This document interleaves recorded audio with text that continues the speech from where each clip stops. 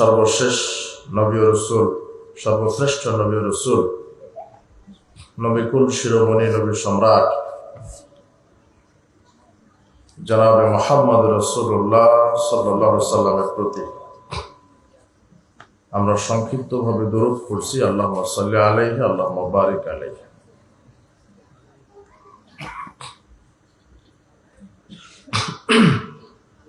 আজকে আমরা ইসলামী জালসায় যে বিষয়টি নিয়ে আলোচনা করব তা হচ্ছে দিন প্রতিষ্ঠায় যুবকদের ভূমিকা। উল্লেখিত বিষয় আমরা কোরআন এবং সহিহ সুন্নাহ থেকে আলোচনা করার চেষ্টা করব ইনশাআল্লাহ।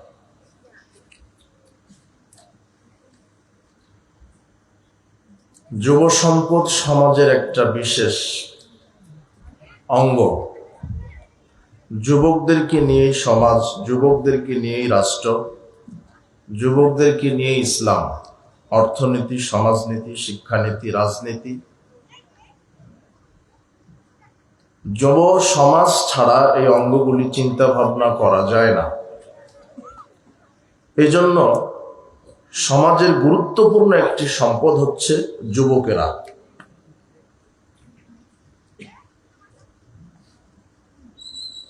মানুষের জীবন কয়েক ভাগে বিভক্ত। মোটামুটি 4টি ভাগে বিভক্ত। একটা হচ্ছে কৈশোর, এরপরে যৌবন, এরপরে প্রৌঢ়ত্ব, এরপরে বার্ধক্য। 1 থেকে 16 বছর এটা কৈশোরের মধ্যে থাকে মানুষ। 16 থেকে 40-এ যৌবনকাল অতিবাহিত করে। 40 থেকে 60 এটাকে বলা হয় প্রৌঢ়ত্বে পৌঁছে যাওয়া। আর 60 থেকে 70 বছরে মানুষ বার্ধক্যে চলে যায়। তো এই যে 4 স্তরে বিভক্ত মানুষের জীবনের মধ্যে সবচেয়ে গুরুত্বপূর্ণ কাল হচ্ছে যৌবনকাল। 1 থেকে 16 বছরে কৈশোরে মানুষ তেমন সিদ্ধান্ত নিতে পারে না, বুদ্ধির বিকাশ ঘটে না। কিন্তু 16 থেকে 40 বছর এটা এমন একটি বয়স যে মানুষের চিন্তার বিকাশ ঘটে, বুদ্ধির বিকাশ ঘটে, ভালো মন্দ বোঝার ক্ষমতা সে ধারণ করতে পারে। তার চিন্তা শক্তি, তার মেধা শক্তি, তার মনন শক্তি, তার কার্যক্ষমতা সে সঠিক পথে ব্যয় করতে পারে, এমন চেতনা তার বিকশিত হয়ে যায়।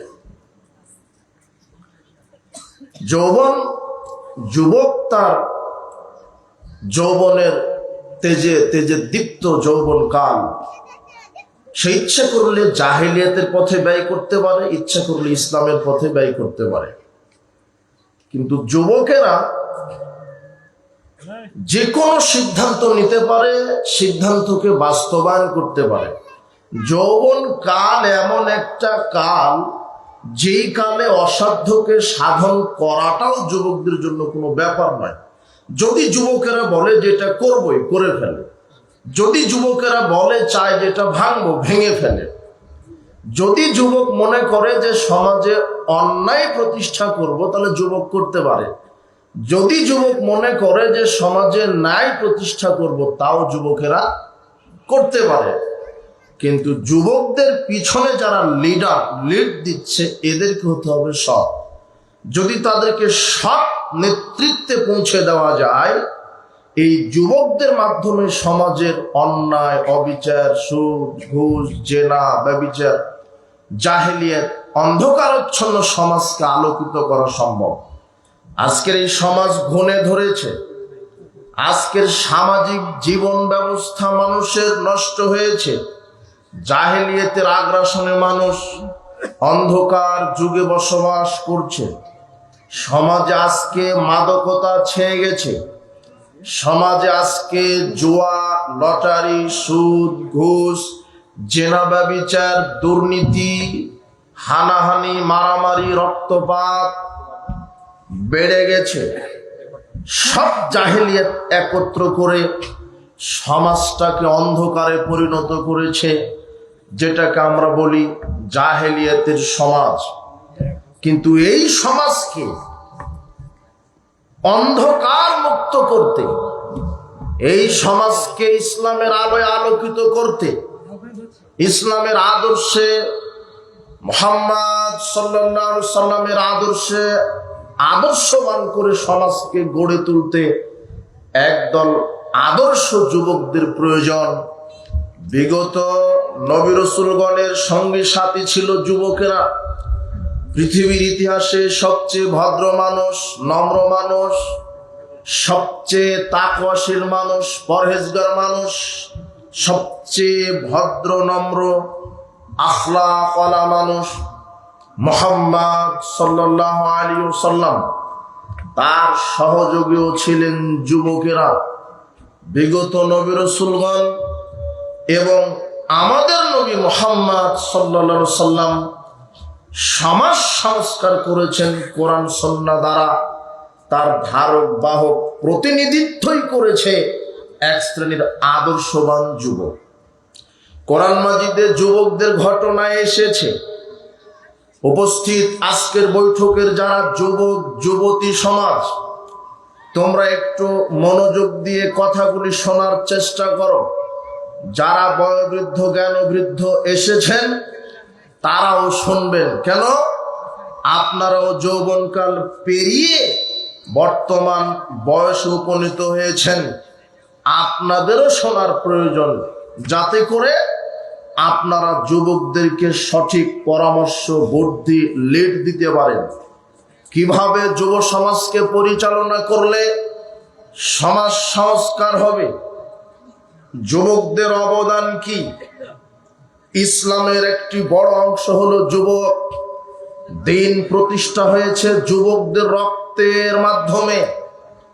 বিগত নবী রাসূল তো আছে, বদর উহুদ খন্দকে যারা বুকের তাজা রক্ত ঢেলে দিয়েছে তারা সবাই ছিলেন যুবক। যুব সমাজ ইসলামের একটি প্রধান অংশ। কোরআন মাজিদে আল্লাহ যুবকদের বর্ণনা করতে গিয়ে ভাবে বলছেন, আল্লাহ কোরআন মাজিদে বলছেন, মুহাম্মদ সাল্লাল্লাহু আলাইহি ওয়াসাল্লাম, আমি আপনাকে একদল যুবকের কাহিনী সুন্দরভাবে যথার্থভাবে বর্ণনা করব। সেটা কি? সেটা হলো আসহাবে কাহাফের কাহিনী বলি তোমাকে, তুমি শোনো।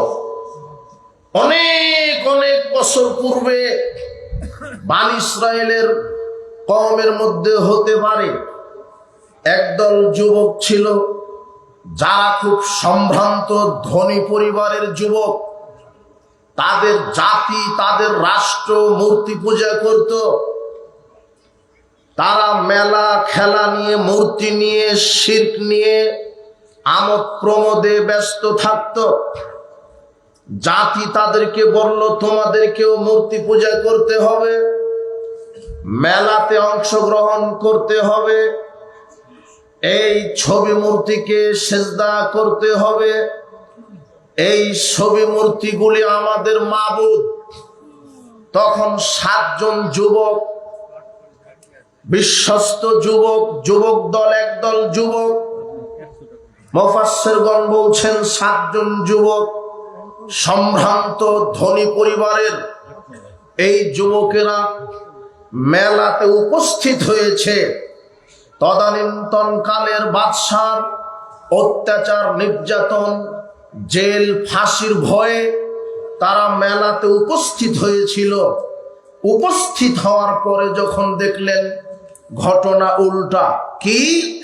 মানুষ মূর্তিকে সেজদা করে, মূর্তির কাছে প্রার্থনা করে, মাজার খানকাতে নজর নেওয়াজ দেয়, মূর্তির সামনে সাহায্য চাই, ফরিয়াদ করে, আশ্রয় চাই।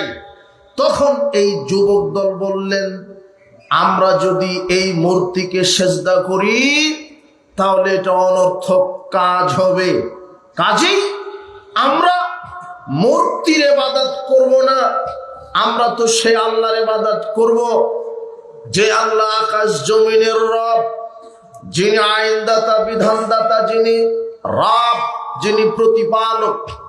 তারা মেলা থেকে উঠে চলে গেলেন। বাদশাহ তাদেরকে মৃত্যুর দণ্ডবিধির হুমকি দিলেন।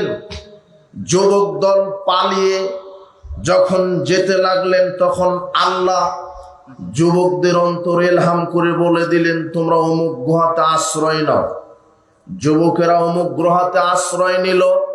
তাদের সাথে ছিল একটা কুকুর।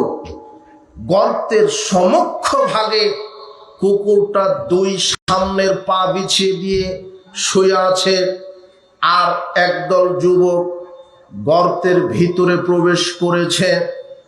তারা ক্লান্ত, তারা ঘুমিয়ে গেছে। আল্লাহ বলছেন, আমি তাদেরকে ঘুমিয়ে রেখেছিলাম 300 বছর, আরো 9 বছর, 309 বছর। 309 বছর পর আল্লাহ তাদেরকে জাগ্রত করলেন।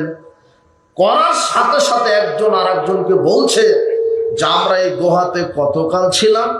কে বলছে যে এক সন্ধ্যা এক সকাল, কিছুক্ষণ, কয়েক ঘন্টা। কে বলছে না আরো বেশি হবে। তাদের মধ্যে একজন বিচক্ষণ যুবক বলছে, ঠিক আছে, আমরা তো ক্ষুধার্ত, অমুক বাজারে যাও, গিয়ে কিছু খাদ্য কিনে আনো। সাবধান, আমাদের পরিচয় বলো না। বিচক্ষণ যুবক বাজারে খাদ্য কিনতে গেছে।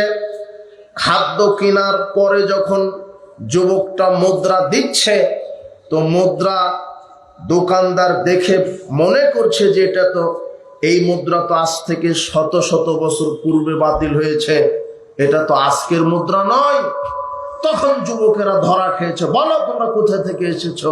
তো এই কাহিনী, এই কাহিনী আমরা মূর্তি পূজা, কবর পূজা, খানকা পূজা শিরক মনে করি। আমরা একমাত্র আল্লাহকে সিজদা করি, আল্লাহর কাছে প্রার্থনা করি, আল্লাহর ইবাদত করি, আমরা শিরক করি না। তাই আমরা বাদশার নির্যাতন থেকে বাঁচার জন্য পালিয়ে গর্তে আশ্রয় নিয়েছি। তখন এলাকার লোক, কিছু লোক তাদের সাথে গর্তে গেল। যাওয়ার পরে একদল বলছে যে গর্ত প্রাচীর দিয়ে বন্ধ করে দিই, আর একদল বলছে যে না, এই গর্তে আমরা মসজিদ নির্মাণ করব, মানুষ এখানে ইবাদত করবে। এই পর্যন্ত কোরআন মাজিদের ঘটনা শেষ। তো উল্লেখিত সূরা কাহাফে যুবকদের যে একদল যুবকের কাহিনী আল্লাহ বর্ণনা করলেন, এখানে যুবকদের জন্য একটা শিক্ষা হলো এই যে, যুবক, তোমরা জাহেলিয়াতের সাথে আপোষ হয়ো না। মানব রচিত বিধান মেনে জীবন পরিচালনা করো না। এই যুবক দলের নীতি আদর্শ থেকে শিক্ষা গ্রহণ করো। তুমি মানব রচিত বিধানের পূজা করো না। তুমি কেন খাম্বা, শহীদ মিনার, স্মৃতিসৌধে নীরবতা পালন করতে যাও? তুমি মুসলমানের সন্তান। তুমি কেন মাজারে, খানকায়, দরগায় যাও? তুমি মুসলমানের সন্তান। আল্লাহ সুবহানাহু ওয়া তাআলা যুবকদের কাহিনী কোরআন মাজিদে বর্ণনা করে যুবকদেরকে বলছে যে কোনো মূল্যে জাহেলিয়াত ত্যাগ করতে হবে। 1, 2, যে কোনো মূল্যে এই খাম্বা পূজা, স্মৃতিসৌধ পূজা, শিখা অনর্বাণ, শিখা চিরন্তন, যত শিরক আছে অমুক দিবস, এই দিবস থেকে বিরত থাকতে হবে। 3, অত্যাচারী স্বৈরাচারী শাসকের আনুগত্য করা যাবে না। 4, যদি সমাজে তুমি ইসলাম মানতে গিয়ে বাধাগ্রস্ত হও, তাহলে তোমাকে হিজরত করে চলে যেতে হবে, তবুও সেই অন্ধকার সমাজে থাকা যাবে না। 4টে শিক্ষা তোমার এই কাহিনী থেকে বলা হলো। দেখো যে সমাজে তোমাকে নিষ্পেষণ করছে, নির্যাতন করছে, দাওয়াত দেওয়ার পরেও পরিবর্তন হচ্ছে না, তোমার দিন, তোমার ইমানকে টিকানোর জন্য তোমাকে হিজরত করে যেখানে ইসলাম পালন করা যায় সেই এলাকায় চলে যেতে হবে। উপস্থিত যুব সমাজ, লক্ষ্য করো, কোরআন মাজিদে আল্লাহ সুবহানাহু ওয়া তাআলা বলছেন, ইনফিরু খিফাফাও ওয়া সিকালাও ওয়া জাহিদু বিআমওয়ালিকুম ওয়া আনফুসিকুম ফি সাবিলিল্লাহ। হে যুব সমাজ, তোমরা বেরিয়ে পড়ো, জান নিয়ে, মাল নিয়ে তোমরা বেরিয়ে পড়ো। তোমাদের রক্ত, তোমাদের সম্পদ, তোমাদের জীবন, তোমাদের হাত, পা, চক্ষু, কর্ণ, তোমাদের এই শক্তি, এই তেজে তেজে দীপ্ত যৌবনকাল, আল্লাহ রাস্তায় আল্লাহর দ্বীনকে প্রতিষ্ঠা করার জন্য ব্যয় করো। এই কথা আল্লাহ কোরআন মাজিদে যুবকদেরকে বলছেন। যুবকদেরকে বলছেন, যুব সমাজ, তোমরা তোমাদের রক্ত, তোমাদের অর্থ, তোমাদের মেধা, প্রজ্ঞা, হাত, চক্ষু, কর্ণ সব ব্যয় করো ইসলামের উপরে, জাহেলিয়াতের উপরে নয়। দুর্ভাগ্যজনক হলো সত্য যুবক, তোমার এই যৌবনকাল, তোমার এই রক্ত তুমি আজকে ঠিকই রাস্তায় ঢেলে দিচ্ছ, তবে তুমি জাহেলিয়াতের দিন কায়েমে রক্ত ঢেলে দিচ্ছ। এই রক্ত তোমাকে জান্নাতে নিয়ে যাবে না। তোমাকে এই রক্ত ঢেলে দেওয়া লাগতো ইসলামের পথে। তুমি জাহেলিয়াত কায়েম করতে তোমার যৌবনকাল ব্যয় করছো, অসম্ভব। তোমার যৌবনকাল, তোমার রক্ত, তোমার মেধা, প্রজ্ঞা, হাত, পা, চক্ষু, কর্ণ, এগুলি আল্লাহর দেওয়া নেয়ামত। এগুলি সম্পর্কে আল্লাহ বিচারের মাঠে তোমাকে জিজ্ঞাসা করবেন, আল্লাহ জবাব নিবেন। ইন্নাস সামআ ওয়াল বাসারা ওয়াল ফুআদ কুল্লু উলাইকা কানা আনহু মাসউলা।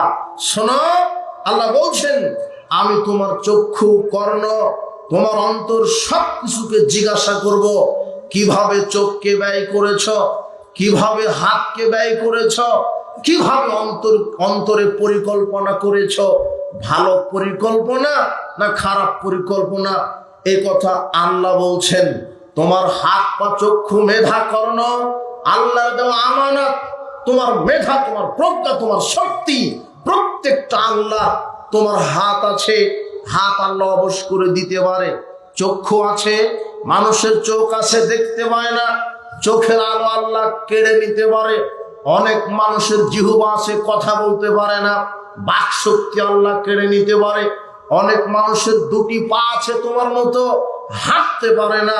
তোমার মতো যুবক হসপিটালের বেডে শুয়ে আছে, একেবারে টাটকা তাগড়া যুবক, অসুস্থ হয়ে পঙ্গু হয়ে পড়ে আছে। সে আল্লাহ কি তোমাকে ওইভাবে রাখতে পারে না? পারে। তুমি এইভাবে চলাচল করছো কেন? আল্লাহর দেওয়া নেয়ামত, আল্লাহ দেওয়া আমানতের খেয়ানত করছো। বিচারের মাঠে তোমাকে আল্লাহ ধরবেন, সেদিন আল্লাহর সামনে পার পাওয়া যাবে না। উপস্থিত যুব সমাজ, তোমাদেরকে বলছি, আল্লাহ সুবহানাহু ওয়া তাআলা বলছেন, বেরিয়ে পড়ো জানমাল নিয়ে দিন প্রতিষ্ঠার জন্য। সাহাবায়ে কেরামের দৃষ্টান্ত তোমাকে দেই। অনেক সাহাবীগণ নিজের জানমালকে কুরবানি দিয়েছেন ইসলামের উপরে টিকে থাকার জন্য। তোমাকে দিন প্রতিষ্ঠা করতে গেলে প্রথমে জান কুরবানি দিতে হবে। জান কুরবানি মানে তোমার সময়টা আল্লাহ রাস্তায় ব্যয় করে দিতে হবে। তুমি জাহেলিয়াতের পথে ব্যয় করো কেন? তোমার বুদ্ধি বিবেক এতই লোপ পেয়েছে। তোমার যৌবনকাল, তোমার পৌরত্বকালের পরে আসবে, বার্ধক্য চলে আসবে, এরপরে মারা যাবে, থাকবেই তো 70 বছর। তুমি শয়তানের গোলামি করছো কেন? কেন শয়তানের গোলামি করছো? তোমার হাতে তাস, ছক্কা, লুডু, মোবাইলের গান বাজনা থাকবে কেন? তোমার নগ্ন নারী নিয়ে তুমি দিন কাটাবে কেন? তুমি গান বাজনা, বেহায়াপনা, নির্লজ্জতা পালন করবে তুমি কেন? তোমার সাথে কিসের 31 নাইটের সম্পর্ক? তুমি কেন পয়লা বৈশাখ ওঠে হিন্দু, ইহুদি, খ্রিস্টান, বিজাতিদের নীতি নৈতিকতা তুমি এগুলি পালন করবে কেন? তুমি তো মুসলিম, তুমি মুসলিম ঘরের সন্তান, তুমি মুসলিম যুবক। তোমাকে তোমার এই জীবনকে ব্যয় করতে হবে আল্লাহর পথে। সাহাবায়ে কেরাম তার উজ্জ্বল দৃষ্টান্ত। তোমাকে ইসলামের উপরে কায়েম থাকতে হবে যে কোনো মূল্যে। দেখো, আল্লাহ বলছেন, ইয়া আইয়ুহাল্লাযীনা আমানু, বিশ্বাসীগণ, হাল আদুল্লুকুম আলা তিজারাতিন তুনজিকুম মিন আযাবিন আলীম। আমি কি তোমাদেরকে এই আহ্বান, এই খবর কি দিব না যে কোন কাজ করলে কঠিন পীড়াদায়ক জাহান্নামের শাস্তি থেকে বাঁচা যায়? এক, তুমিনুনা বিল্লাহি, আল্লাহর প্রতি ঈমান। দুই, রাসূলের প্রতি ঈমান। ওয়া তুজাহিদুনা ফি সাবিলিল্লাহি বিআমওয়ালিকুম ওয়া আনফুসিকুম। 4 আল্লাহর রাস্তায় জিহাদ করা, জান এবং মাল দিয়ে। তোমাকে জান মাল আল্লাহ রাস্তায় ব্যয় করতে হবে। জান ব্যয় করা মানে জান অনেক ভাবে ব্যয় করা যায়। যেমন এখন তুমি বসে আছো আল্লাহ রাস্তায়, যদি 1 ঘন্টা আল্লাহ রাস্তায় সময় দাও, এই 1 ঘন্টা তুমি শয়তানকে দিলে না আল্লাহকে দিলে? তুমি 1 ঘন্টা যদি ক্যারাম বোর্ডে সময় দাও, ওই নগ্ন নারীকে যদি সময় দাও, মাদকের আড্ডায়, জিনার আড্ডায়, গান বাজনার আড্ডায় যদি 1 ঘন্টা সময় দাও, ওটা আল্লাহকে দিলে না শয়তানকে দিলে? আর এখন যেখানে 1 ঘন্টা দিচ্ছ, এটা কাকে দিলে? মুহাম্মদ সাল্লাল্লাহু আলাইহি ওয়াসাল্লাম বলছেন, লাগাদওয়াতুন ফিস সাবিলিল্লাহি আও রাওহাতুন খায়রুম মিনাদ দুনিয়া মা ফিহা। যদি কোনো মানুষ 1 সকাল অথবা 1 সন্ধ্যা আল্লাহকে সময় দিতে পারে, তাহলে জমিনে এবং জমিনের মধ্যে যা কিছু আছে তার সব থেকে আল্লাহর নিকটে উত্তম হবে। জমিনে জমিনের মধ্যে কি আছে? জমিনে জমিনের মধ্যে যা আছে সারা পৃথিবী আল্লাহ রাস্তায় দান করলে, আর জমিনের মধ্যে যত স্বর্ণরৌপ্য আছে সব আল্লাহ রাস্তায় দান করলে, যত না নেকি আল্লাহ রাস্তায় 1 মুহূর্ত ব্যয় করা, এর চাইতে হাজারো লক্ষ কোটি গুণ বেশি নেকি। হে যুবক, তুমি কোথায় তোমার জীবন ব্যয় করো? তোমার এই জীবনকে ব্যয় করতে হবে আল্লাহর পথে। তুমি মোবাইলে 24 ঘন্টার মধ্যে 18 ঘন্টায় শয়তানকে সময় দাও। তুমি কি বুঝো না যে তোমার জীবনের মালিকই তো আল্লাহ? সে আল্লাহর জন্য কতক্ষণ তাসবিহ তাহলিল করলে? আজান হচ্ছে হাইয়া আলাস সালাহ, মুয়াজ্জিন বলছে আসো সালাতের দিকে। তুমি জুয়া খেলো, মদ পান করো, নারীর সাথে থাকো, ওরা তোমাকে কল্যাণ দিবে না, অকল্যাণ ছাড়া। আর মুয়াজ্জিন মসজিদে ডাকছে হাইয়া আলাস সালাহ, আসো সালাতের দিকে। তুমি যদি প্রশ্ন করো, বেটা মুয়াজ্জিন তুমি এইভাবে চিল্লাও কেন, সালাতে গেলে কি হবে? পরের ব্যাখ্যায় মুয়াজ্জিন বলছে হাইয়া আলাল ফালাহ, আসো সালাতের দিকে, আসলেই তোমার কিসমতে জান্নাত হয়ে যাবে। তুমি কেন তাস জুয়া ছক্কা এই আড্ডাতে আছো? জেনার আড্ডা, গান বাজনার আড্ডাতে আছো কেন? জুয়ার আড্ডাতে আছো কেন? আজান হলে তো তোমার মসজিদের সাথে সম্পৃক্ত থাকার কথা। মোবাইলের নারী, নগ্ন নারী নিয়ে থাকো কেন? তোমার এই যৌবনকালের হিসাব আল্লাহ নিবেন। তুমি আল্লাহর রাস্তায় নিজের জীবনকে ব্যয় করো। তুমি 1 মিনিটে ইখলাস 3 বার পাঠ করতে পারো। মুহাম্মদ সাল্লাল্লাহু আলাইহি ওয়াসাল্লাম বলছেন, কেউ যদি ইখলাস 1 বার পাঠ করে, তাহলে আল্লাহ তাকে 10 পারা খতমের নেকি লিখে দিবেন। তুমি 1 মিনিটে চিন্তা করলে গোটা কোরআন খতম করার নেকি লাভ করতে পারো। তুমি মিনিটের পর মিনিট, ঘন্টার পর ঘন্টা তুমি মোবাইলে, গান বাজনা, জেনায় তুমি সময় দিচ্ছ, বিশ্বাস করো এই সময়ের জবাব আল্লাহ পায় টু পায় বিচারের মাঠে নিবেন। তুমি ইচ্ছা করলে 1 মিনিটে তাসবিহ তাহলিল করতে পারো, সুবহানাল্লাহি ওয়া বিহামদিহি সুবহানাল্লাহিল আযীম। তুমি ইচ্ছা করলে আযানের পরে সালাতে যেতে পারো, কিন্তু তুমি তোমার যৌবনকাল কোথায় ব্যয় করছো? আল্লাহ বলবেন তুমি তোমার জীবন কিভাবে ব্যয় করেছো। আল্লাহ বলছেন এরপরে, জান তো সময় তো ব্যয় করলে, বিচার মাঠে তুমি আফসোস করবে।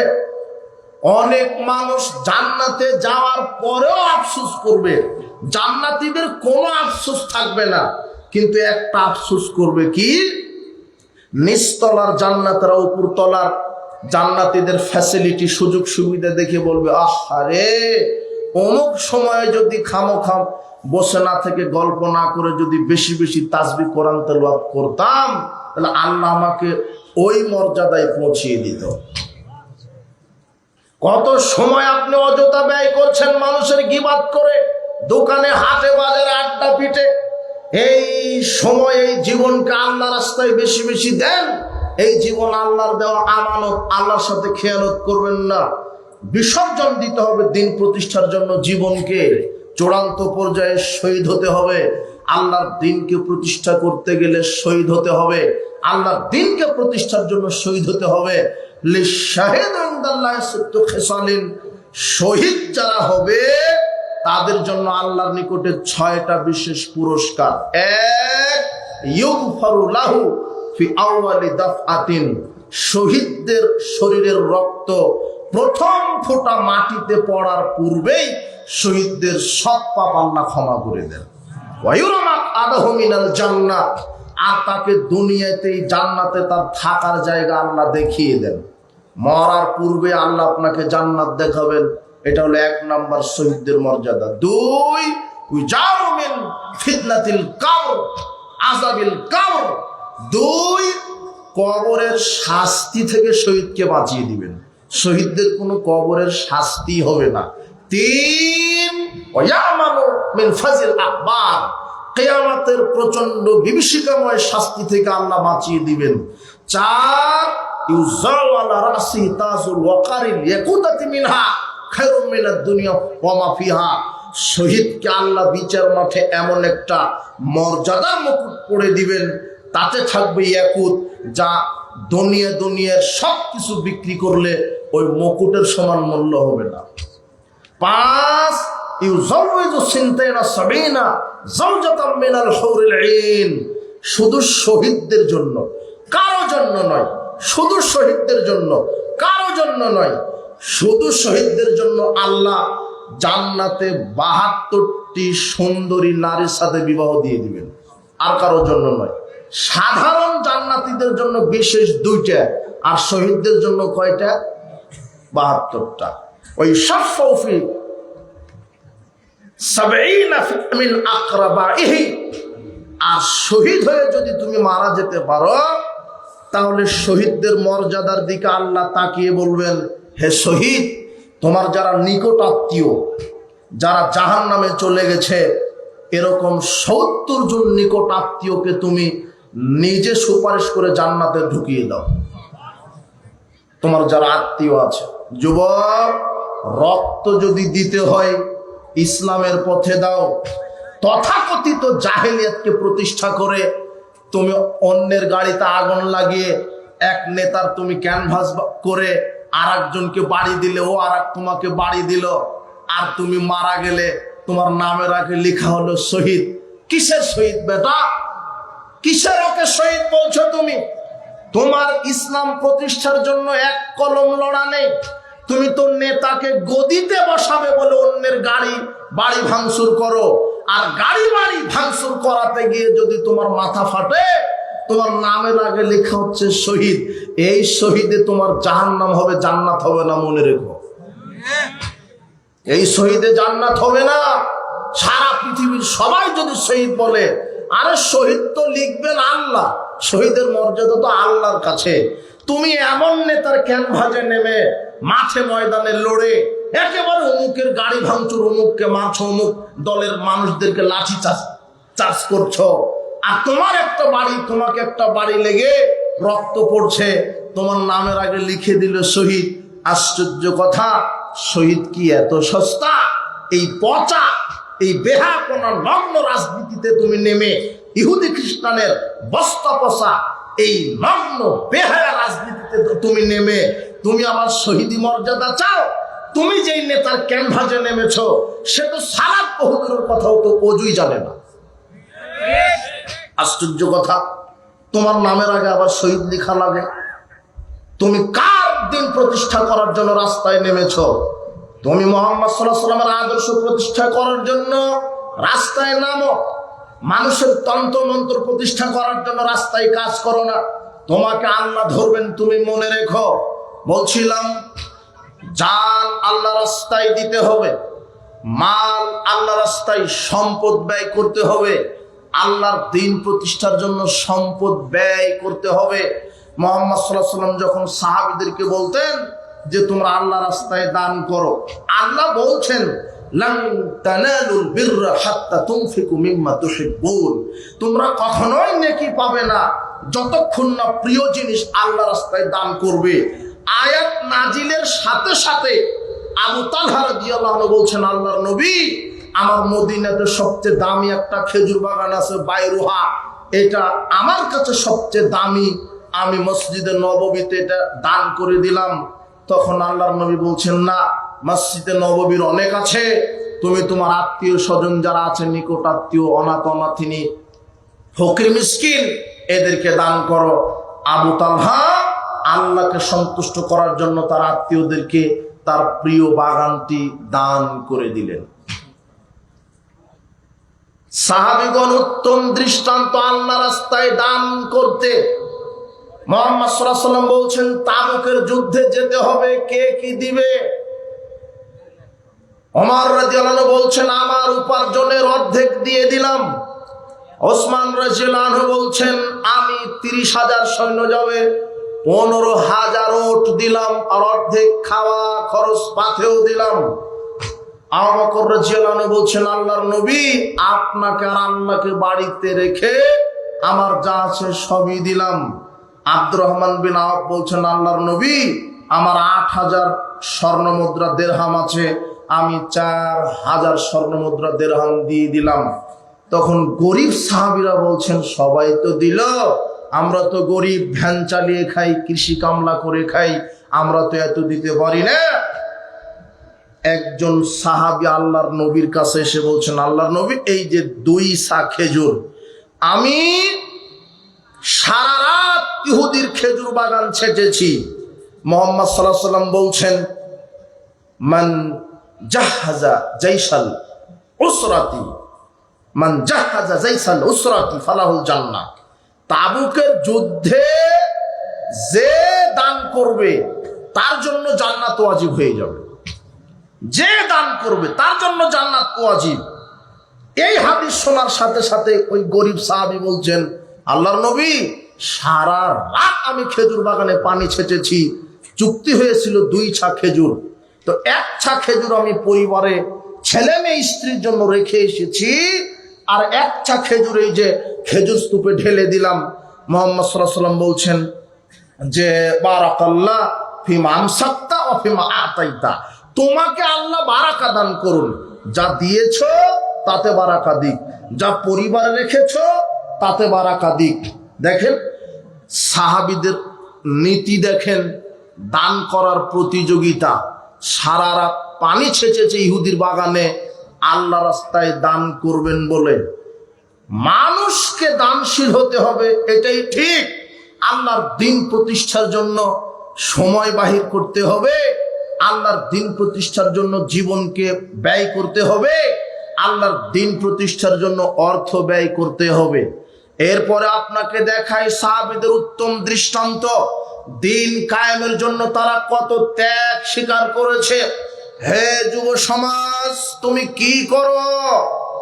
সাহাবীদের দৃষ্টান্ত দেখো।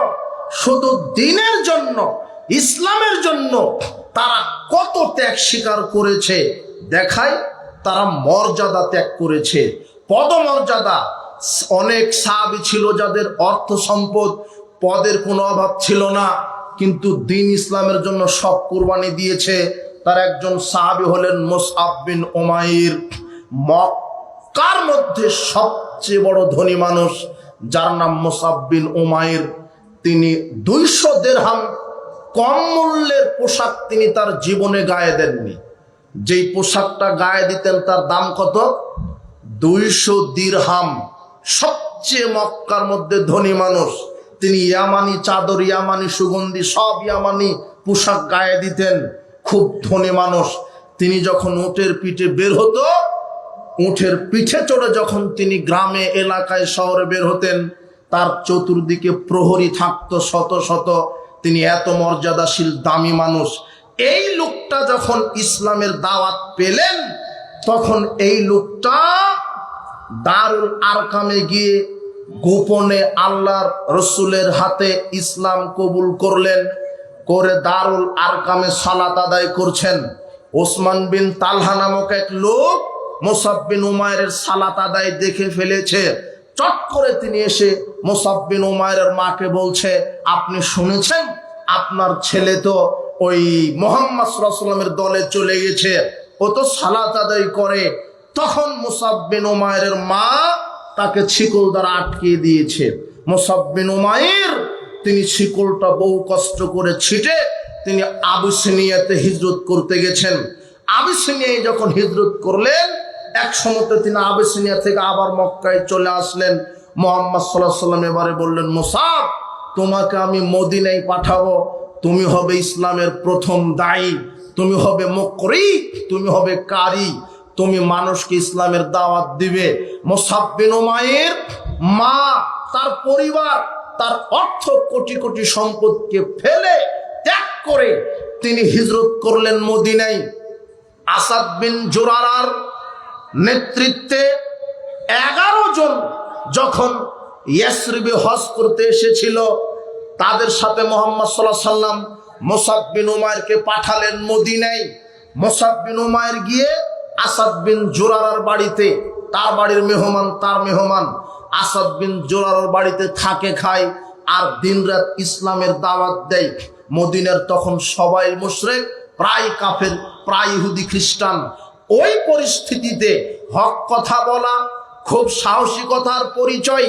যেই মদিনাবাসী মূর্তি পূজা করে, শত শত মাবুদ মানে, মানুষের আইন দিয়ে রাষ্ট্র পরিচালনা করে, সুদ ঘুষ খায়, জেনা ব্যভিচার করে, নারীর সতীত্বের জম ছিল মদিনার লোকেরা। তখন মদিনার নাম ছিল ইয়াসরিব। মুহাম্মদ সাল্লাল্লাহু আলাইহি ওয়াসাল্লাম হিজরত করার দিনে মুহাম্মদ সাল্লাল্লাহু আলাইহি ওয়াসাল্লাম বললেন এটা মদিনা, তখন থেকে হলো মদিনাতুর রাসূল, রাসূলের শহর। তবে মুসআব বিন উমাইর বলছে তিনি দিন রাত মদিনার অলিতে গলিতে দাওয়াত দেন। একদিন বনু আব্দুল আশহার গোত্রের নিকটে গেছেন তিনি দাওয়াত দেওয়ার জন্য। গেছেন, মানুষদেরকে বলছেন ইসলামের পথে আসেন, মাবুদ সত্য মাবুদ একজন, হকের দাওয়াত দিচ্ছিলেন। এমন সময় বনু আব্দুল আশহার গোত্রের 2 জন নেতা, উসাইদ বিন হুজাইর আর সাদ বিন মুআজ, 2 জন নেতা, বর্ষিয়ান নেতা, সবাই তাদেরকে দেখে ভয় করে। সাদ বিন মুআজ বলছে, জানতো দেখি, ওই যে মক্কা থেকে একজন লোক এসে আমাদের লোকদের মধ্যে বিভ্রান্তি সৃষ্টি করছে, তাকে তার দাওয়াত থেকে ফিরিয়ে দেন। তখন উসাইদ বিন হুজাইর বড় একটা সাঁড়াশি নিয়ে গিয়ে বলছে, নাই, আপনি এই ইসলামের দাওয়াত দেওয়া বন্ধ করেন, না হলে আপনাকে শাস্তি দেওয়া হবে। তখন মুসআব বিন উমাইর বলছে, শোনেন, আপনি অত উত্তেজিত হয়েন না, একটু বসেন, আমার কথা শোনেন, ভালো লাগলে মানবেন, না লাগলে মানবেন না। তখন উসাইদ বিন হুজাইর বসলেন। মুসআব বিন উমাইর তখন কোরআন তেলাওয়াত করতে লাগলেন। উসাইদ বিন হুজাইরের অন্তর ঠান্ডা হয়ে গেল। মুসআব বিন উমাইর এবারে ইসলামের দাওয়াত দিচ্ছেন। শোনেন, আপনারা বহু ইলাহাকে মানেন কেন? এই যে মূর্তি পূজা করেন, এই যে মাজার খানকা পূজা করেন, কত শত শত বছর পূর্বে পীর ওলিয়া উলিয়া মারা গেছে, ওদের নিজেরই কি অবস্থা? ওদের মাধ্যমে আপনি কেন ওদেরকে সেজদা করেন কেন? ওখানে নজর নেওয়াজ দেন কেন? ওই পীরের নামে, মূর্তির নামে কুরবানি করেন কেন? কুরবানি আল্লাহর নামে, সালাত সিয়াম হবে আল্লাহর নামে, দোয়া প্রার্থনা আল্লাহর নামে, কিছু চাইবেন আল্লাহর নামে। এইভাবে যখন বলতে লাগলেন, তখন উসাইদ বিন হুজাইর বলছে, ঠিকই তো, তুমি তো সঠিক কথা বলছো, এতে আমি তো মন দিয়ে কিছু দেখছি না। তখন উসাইদ বিন হুজাইর ওই সাঁড়াশিটা ফেলে, পাশেই ছিল কুয়া, কুয়াতে গোসল করে এসে বলছেন, আশহাদু আল্লা ইলাহা ইল্লাল্লাহু ওয়া আশহাদু আন্না মুহাম্মাদান আবদুহু ওয়া রাসূলুহু, আমি সাক্ষ্য দিচ্ছি আল্লাহ ছাড়া কোনো মাবুদ নেই প্রকৃত, আমি সাক্ষ্য দিচ্ছি মুহাম্মদ আল্লাহ রাসূল। এই বলে তিনি মুসলমান হয়ে গেলেন। মুসআব বিন উমাইর এইভাবে জাতিকে ইসলামের দাওয়াত দিলেন। তারই ফলশ্রুতিতে মুহাম্মদ সাল্লাল্লাহু আলাইহি ওয়াসাল্লাম মদিনাতে ইসলামী রাষ্ট্র গঠন করতে পেরেছিলেন। যুবক, তোমাদের দাওয়াতি প্ল্যাটফর্মে কাজ করতে হবে। শোনো, এই মুসআব বিন উমাইর হাজারো লক্ষ কোটি টাকার মালিক ছিল, ইসলামের জন্য সব ত্যাগ করেছে। উহুদের যুদ্ধের দিন মুসআব বিন উমাইর শহীদ হন। যেদিন শহীদ হন, মুহাম্মদ সাল্লাল্লাহু আলাইহি ওয়াসাল্লাম কান্না জড়িত কণ্ঠে বলছেন, মুসআব, তুমি মক্কার মধ্যে সবচেয়ে সুশ্রী সুন্দর চেহারার ছিলে, তোমার চুলগুলো ছিল কোঁকড়ানো, তোমার কোনো কিছুর অভাব ছিল না, পদের অভাব, মর্যাদার অভাব, সম্পদের অভাব। সাহাবীরা যখন মুহাম্মদ সাল্লাল্লাহু আলাইহি ওয়াসাল্লামকে বললেন, ইয়া রাসূলুল্লাহ, মুসআব তো শহীদ হয়েছে, কিন্তু তার কাফন দিতে হবে, তার কাফনের কোনো কাপড়ই নাই, তার শরীরে যেই চাদরটা ছিল, মাথা ঢাকলে পা ঢাকে না, পা ঢাকলে মাথা ঢাকে না, তখন মুহাম্মদ সাল্লাল্লাহু আলাইহি ওয়াসাল্লাম কান্না জড়িত কণ্ঠে এই কথা বলেছিলেন, মুসাব তোমার কি ছিল না, আজকে ইসলামের জন্য কাফন দেওয়ার জন্য একটা চাদর জুটলো না মুসাব। এই হলো মুসাব বিন উমাইর। মুহাম্মদ সাল্লাল্লাহু আলাইহি ওয়াসাল্লাম বললেন, ইস্কির ঘাস দিয়ে তার কাফনের কাপড় দিয়ে তাকে দাফন করে দাও, কেননা মুসাব বিন উমাইর জান্নাতের অধিবাসী, ইসলামের জন্য ত্যাগ করেছে, জানমাল সব। আর একটা ঘটনা দেখো, আজকে কোরআন এবং সহিহ সুন্নাহ মানার কারণে অনেক আহলে হাদিস যুবক যারা পরিবার থেকে নির্যাতিত, পিতা থেকে নির্যাতিত, মা থেকে নির্যাতিত, এমনও আছে রিপোর্ট আমাদের কাছে যে যুবক জোরে আমিন বলে, রাফালে দেন করে, পায়ের সাথে পা মিলাই, পিরুলিয়া উলিয়া গাউস কুতুব মানে না, একমাত্র আল্লাহকে মানে, মেলাদ কিয়াম চেহলাম মানে না, এগুলো কি বেদাত বলে, একমাত্র রসুলের সুন্নাহকে মানে, জোরে আমিন বলে সালাত আদায় করে, রাফালে দেন করে সালাত আদায় করে, প্রচলিত কোনো তন্ত্র মন্ত্র মানে না। তাই এমনও যুবক আছে পরিবার থেকে বঞ্চিত, এমনও নারী বলে যে কোরআন এবং সহিহ হাদিস মানার কারণে আমার স্বামী আমাকে তালাক দিয়েছে, আমি পরিবার থেকে বিতাড়িত। এটা নির্যাতিত হবে, কোরআন এবং সহিহ হাদিস মানলে নির্যাতিত হবে, কথা ঠিক। এটা শুধু তোমাদের নতুন দৃষ্টান্ত নয়, সাহাবীগণ কোরআন হাদিস মানার জন্য পরিবার থেকে বিতাড়িত হয়েছে। মুসআব বিন সাদ নামের একজন সাহাবী যখন ইসলাম কবুল করলো, তখন তার মা তাকে বলছে, এই মুসআব বিন সাদ, তোমার ইসলাম তো আত্মীয়তার সাথে সৎ ব্যবহার করতে বলেছে, তো আমি যে তোমার মা, পৃথিবীর মধ্যে শ্রেষ্ঠ আত্মীয়, তো আমার সাথে সৎ ব্যবহার করো। তোমার আল্লাহ তো মায়ের কথা মানতে বলেছ, তা আমি তো তোমার মা, আমার কথা তুমি মেনে চলো। তুমি যে মুহাম্মাদের দলে গেছো, ইসলাম কবুল করেছো, আমরা তো মূর্তি পূজা করি, কিন্তু মায়ের কথা যে মেনে চলতে হবে। শোনো মুসআব বিন সাদ, ফাওয়াল্লাহি লা তামুতু আমান ওয়া লা তাশরাবু শারাবান হাত্তা তাকফুরা বি মুহাম্মদ হাত্তা মুতা আও তাকফুরা বি মুহাম্মদ সাল্লাল্লাহু আলাইহি ওয়াসাল্লাম। শোনো মুসআব বিন সাদ, আমি আল্লাহর, তোমার ওই আল্লাহর কসম করেই বলছি, তুমি যদি মুহাম্মদ সাল্লাল্লাহু আলাইহি ওয়াসাল্লামের দিন ত্যাগ না করো, আমি খাবো না, আমি পান করব না, এভাবেই মারা যাব।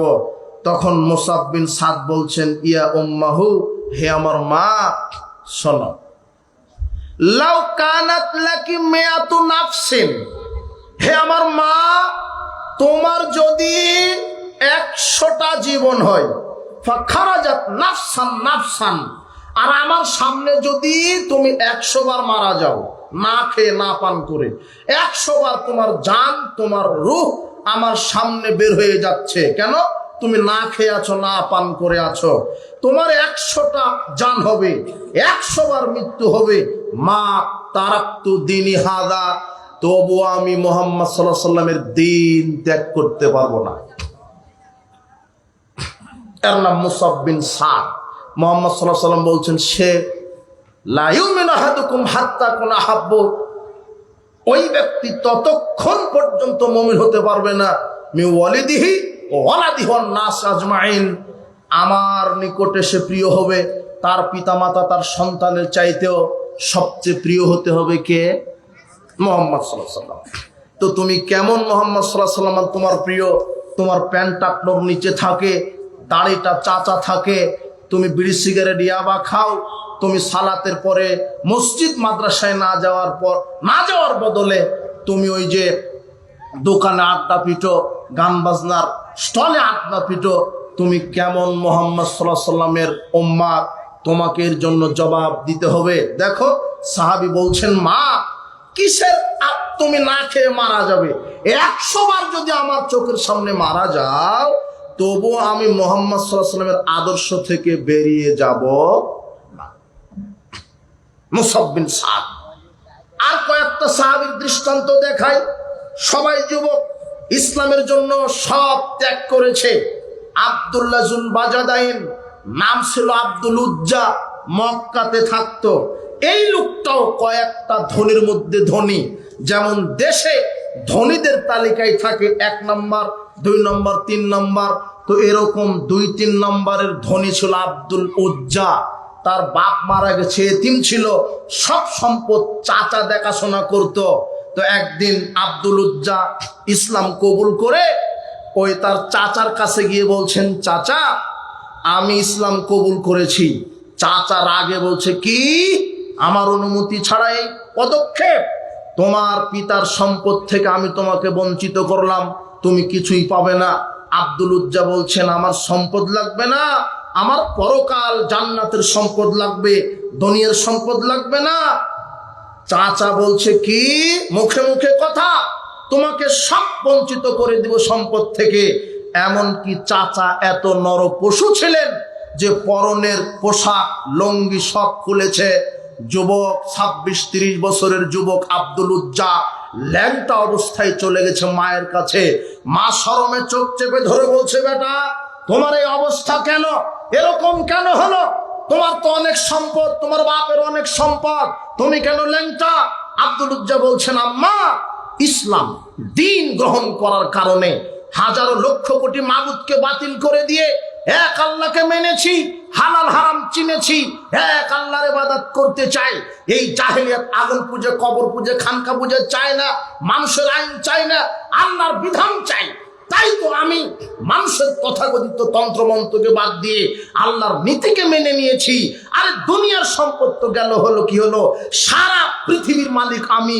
অথচ পরকালে যদি জান্নাত না থাকে তো আমার এই মন্ত্রিত্ব, এমপিত্ব, এই ক্ষমতার লাভ কি হবে? সারা পৃথিবীর মালিকানা হয়ে কি হবে? আর আমার সারা পৃথিবীতে কিছুই নাই। পরকালে যদি জান্নাত থাকে আমি সবচেয়ে ক্ষমতাশীল, সবচেয়ে বড় ধনী। এই কথা এইভাবেই মর্মার্থ এরকমই। তখন মা লজ্জায় 1 টুকরা কম্বল দিলেন, 1 টুকরা কম্বল দিলেন। তখন আব্দুল উজ্জা 1 টুকরাকে 2 টুকরা করলেন, করে একটা লুঙ্গি বানালেন আর একটা জামা বানালেন গায়ে দিয়ে। মক্কা থেকে 450 কিলোমিটার মদিনায় পায়ে হেঁটে চলে গেলেন মুহাম্মদ সাল্লাল্লাহু আলাইহি সাল্লামের দরবারে। মুহাম্মদ সাল্লাল্লাহু আলাইহি সাল্লাম আছেন মদিনায়। আব্দুল উজ্জা মসজিদে নববীতে আশ্রয় নিয়েছে। মুহাম্মদ সাল্লাল্লাহু আলাইহি সাল্লামকে দেখেই বললেন, আমি অমুক মক্কা থেকে এসেছি, আমার ধন সম্পদ কম ছিল না, ইসলাম কবুল করার কারণে আমার এই অবস্থা। তখন মুহাম্মদ সাল্লাল্লাহু আলাইহি সাল্লাম বলছেন, তুমি উজ্জার দাস নও। আব্দুল উজ্জা মানে উজ্জা নামক মূর্তির দাস। আমি তোমার নাম চেঞ্জ করে দিলাম আব্দুল্লাহ, তুমি আল্লাহর দাস। আর লকব হলো জিল বাজাদাইন, মানে 2 টুকরা কম্বল আলা। তার শরীরে 2 টুকরা কম্বল ছিল, তাই তার নাম হয়েছে আব্দুল্লাহ জিল বাজাদাইন, 2 টুকরা কম্বল আলা। এরপরে মুহাম্মদ সাল্লাল্লাহু আলাইহি সাল্লাম বলছেন, সাহাবীগণ এই আব্দুল্লাহকে আহলে সুফফায় থাকার ব্যবস্থা করে দাও। সুফফা মানে বারান্দা। মসজিদে নববীর পাশেই একটা বারান্দার মতো ঘেরা ছিল, যেখানে এতিম, অসহায়, দারিদ্র সাহাবীরা থাকতেন, খেতেন। ওখানে থাকার ব্যবস্থা করে দিলেন। আর বললেন যে আব্দুল্লাহকে কোরআন শিখিয়ে দাও। সাহাবীরা আব্দুল্লাহকে কোরআন শিখালেন। আব্দুল্লাহ এত জোরে জোরে কোরআন পড়ে সাহাবীদের সালাতের দৃষ্টাভ হয়। একদিন ওমর রাদিয়াল্লাহু আনহু অভিযোগ করছেন, আল্লাহর নবী আপনি কাকে আশ্রয় দিয়েছেন? এত চিল্লানিতে কোরআন তেলাওয়াত করে যে আমাদের সালাতে, আমাদের ঘুমে ডিস্টার্ব হয়। তখন মুহাম্মদ সাল্লাল্লাহু আলাইহি সাল্লাম বলছেন, শোনো ওমর, ইসলাম কবুল করার কারণে তাকে অনেক বড় ত্যাগ স্বীকার করতে হয়েছে, তাকে আরো জোরে চিল্লাতে দাও। আব্দুল্লাহ বলছেন, কিছুদিন পরেই তাবুকের যুদ্ধের ঘোষণা। আব্দুল্লাহ বলছেন, ইয়া রাসূলুল্লাহ আমি তাবুকের যুদ্ধে যাব, শহীদ হব, আপনি আল্লাহর কাছে দোয়া করেন। মুহাম্মদ সাল্লাল্লাহু আলাইহি সাল্লাম বললেন, আল্লাহ আব্দুল্লাহর রক্তকে তুমি হারাম করো, আব্দুল্লাহ যেন জিহাদের মাঠে শহীদ হয় না। আব্দুল্লাহ বললেন, আল্লাহর নবী আপনি কেন এইভাবে দোয়া করলেন? আমি শহীদ হতে চাইলাম আর আমার রক্ত হারাম করে দিলেন মানে? তখন মুহাম্মদ সাল্লাল্লাহু আলাইহি সাল্লাম বললেন, শোনো আব্দুল্লাহ, তুমি যদি জ্বরে বিছানাতে শুয়েও মারা যাও, আল্লাহ তোমাকে পরিপূর্ণ শহীদ হিসেবে কবুল করে নেবেন। তিনি গেলেন তাবুকের যুদ্ধে, ঠিকই গেলেন, কিন্তু কিছুদিন পরে যুদ্ধ থাকাকালীন আব্দুল্লাহ জিল বাজাদাইনের অসুস্থতা দেখা দিল, প্রচন্ড জ্বর শরীরে, এরপরে মৃত্যুবরণ করলো। মুহাম্মদ সাল্লাল্লাহু আলাইহি ওয়াসাল্লামের নিকটে খবর আসলো আব্দুল্লাহ মারা গেছে। মুহাম্মদ সাল্লাল্লাহু আলাইহি ওয়াসাল্লাম বললেন তার কাফনের ব্যবস্থা করো। কাফনের ব্যবস্থা করা হলো। এবারে দাফনের ব্যবস্থা করো। দাফনের ব্যবস্থা করা হলো। ওমর রাদিয়াল্লাহু আনহু এবং আবু বকর রাদিয়াল্লাহু তাআলা আনহু, দুইজন সাহাবী তার খাটিয়া বহন করলেন। আর রাতে দাফন হচ্ছে, রাত্রে মারা গেছে, রাত্রেই দাফন। বেলাল রাদিয়াল্লাহু আনহু বাতি ধরে আছে অন্ধকার, চারাকটা বেলালের হাতে, আর খাটিয়া একটা ওমরের কাঁধে আর একটা আবু বকরের কাঁধে। আর কবরের ভিতরে যিনি লাশটা শুইয়ে রাখার জন্য নেমেছেন তিনি স্বয়ং মুহাম্মদ সাল্লাল্লাহু আলাইহি ওয়াসাল্লাম। লাশটা নামানোর সাথে সাথে মুহাম্মদ সাল্লাল্লাহু আলাইহি ওয়াসাল্লাম বলছেন, আল্লাহ, আমি সন্ধ্যা পর্যন্ত আব্দুল্লাহর প্রতি রাজি খুশি ছিলাম, তুমিও রাজি খুশি হয়ে যাও। এই দোয়া যখনই মুহাম্মদ সাল্লাল্লাহু আলাইহি ওয়াসাল্লাম করলেন, আবু বকর রাদিয়াল্লাহু আনহু চিৎকার দিয়ে বলছেন, ইয়া লাইতানি কুনতু সাহিবাল হুফরা, হায় আফসোস, আজকে যদি আমি এই কবরবাসী হতাম আমার জান্নাত ওয়াজিব হয়ে যেত। আব্দুল্লাহ জুল বাজাদাইন তোমার মতো যুবক হাজারো লক্ষ কোটি টাকার মালিক ছিল, শুধু ইসলামের কারণে কম্বল জড়িয়ে চলে এসেছে তোমার রাসূলের দরবারে, আর তুমি আজ পর্যন্ত ইসলাম নিজের জীবনে প্রতিষ্ঠা করতে পারলে না। চাকরির লোভে, বেতন টাকার লোভে তুমি জাহেলিয়াতের গোলামি করছো, তুমি হালাল হারাম বুঝো না। সাহাবীরা লক্ষ কোটি টাকা পায়ের তলে নিক্ষেপ করে আল্লাহর বিধান রাসূলের আদর্শকে মেনে নিয়েছো, আর তুমি হারাম খাবে বলে ঘুষের আশ্রয় নিয়ে তুমি এই সরকারের দালালি করো, নেতার দালালি করো, ঘুষ সুদ চাঁদাবাজিতে তোমার যৌবন, তোমার ঈমান নষ্ট হয়ে গেছে। তুমি ঘুষের আশ্রয়ে তুমি একটা টাটকা হারামখোর হয়ে গেছো। তোমার কাছে হালাল হারামের কোনো দাম নাই, অথচ সাহাবীর আদর্শ ফলো করো, দেখো তারা অর্থ সম্পদের তোয়াক্কা করেনি, আর তুমি সেই অর্থ সম্পদের মোহে ঈমানকে তুমি বিক্রি করে দিয়েছো। তোমার বড় অফিসার বলে দিয়েছে দাড়ি রাখলে চাকরি হবে না, তুমি কাপুরুষ, তুমি দাড়ি চেঁচে অফিস করো, হারামখোর তুমি একটা। অফিসার বলে দিয়েছে যে দাড়ি এটা জঙ্গি, তুমি তো শিবির হয়ে যাবে, প্যান্ট টাকনোর নিচে করো, উপরে করছো কেন? তুমি চাকরির লোভে দাড়িটা কি করে ফেলেছ? না বোঝনি মনে হয় আমার কথা। তোমার অফিসার বলে দিয়েছে দাড়ি রাখলে চাকরি হবে না, তুমি চাকরির জন্য দাড়িটা কি করে ফেলেছ? তোমার আবার ঈমান, তোমার কিসের ঈমান? তুমি চাকরির কাছে দাড়িটা বিক্রি করেছো। আরে তুমি দাড়ির কাছে চাকরি বিক্রি করে দিবে, এটা হলো যুবক। আগে ইসলাম, তুমি ঘুষের আশ্রয়ে চাকরি নাও কেন? আশ্চর্য কথা। সাহাবীদের আদর্শ ফলো করো। বলছে যে বউ তো দাড়ি রাখতে দেয় না, তাহলে বউকে বলো যে দাড়ি রাখতে হবে, দাড়ি রাখা ফরজ। খালিফুল মুশরিকিন ওয়াফিরুল লিহা ওয়াহফুস শাওয়ারিব, মুহাম্মদ সাল্লাল্লাহু আলাইহি ওয়াসাল্লাম বলছেন দাড়ি ছেড়ে দাও, মোষ খাটো করো। মুহাম্মদ সাল্লাল্লাহু আলাইহি ওয়াসাল্লামের আদেশ মানে দাড়ি রাখা ফরজ, আর বউয়ের পারমিশনে দাড়ি রাখবে কাপুরুষ তুমি। কবে পুরুষ সত্য তোমার শেষ? হয় বউকে রাখবে না দাড়িকে। বুঝনি মনে হয় আমার কথা। আজকে বাড়িতে গিয়ে বলবো যে দাড়ি রাখতে হবে, তুমি কি রাজি? তো না। পরের দিন আবার বলো, 3 দিন রাজি যদি না হয় তাহলে তালাক। তো তুমি তালাক দাও তো ভয়, লক্ষ টাকা তুমি যৌতুক নিয়ে রেখেছো, তুমি কাপুরুষ হয়ে বসে আছো। তুমি ভিক্ষা করে খাও, তুমি যৌতুক নিলে কেন? আশ্চর্য কথা। তুমি কেন যৌতুক নিবা? তুমি যৌতুক দিবা, তুমি তোমার শ্বশুরকে দিবা একটা লুঙ্গি, একটা মোটরসাইকেল, এটা হলো পুরুষ। তুমি তোমার বাপ কাপুরুষ হা করে থাকে, বেটার ডিগ্রি যত বড় গাড়ি তত বড়। হারামখোর। বাপ বেটা ভিক্ষা করে গাড়ি কেন, তারপরে বিবাহ, না হলে বউয়ের কাছে শাশুড়ির কাছে বিক্রি হয়ে যেতে হবে। বিবাহের দিনেই শাশুড়ি তোমাকে স্বর্ণের আংটি দিয়েছে, মানে ওটা গরুর গলাসি বলি রাজশাহীতে, মানে গরুর গলাসি পরিয়ে দিয়েছে। এখন শাশুড়ি যা বলবে তোমার তাই শুনতে হবে। বলতে হবে যে না, বেটিকে ভালোভাবে রাখতে হবে, পিতামাতা থেকে আলাদা হও তোমরা, ভালো খেতে হবে, তখন তোমাকে তাই শুনতে হবে।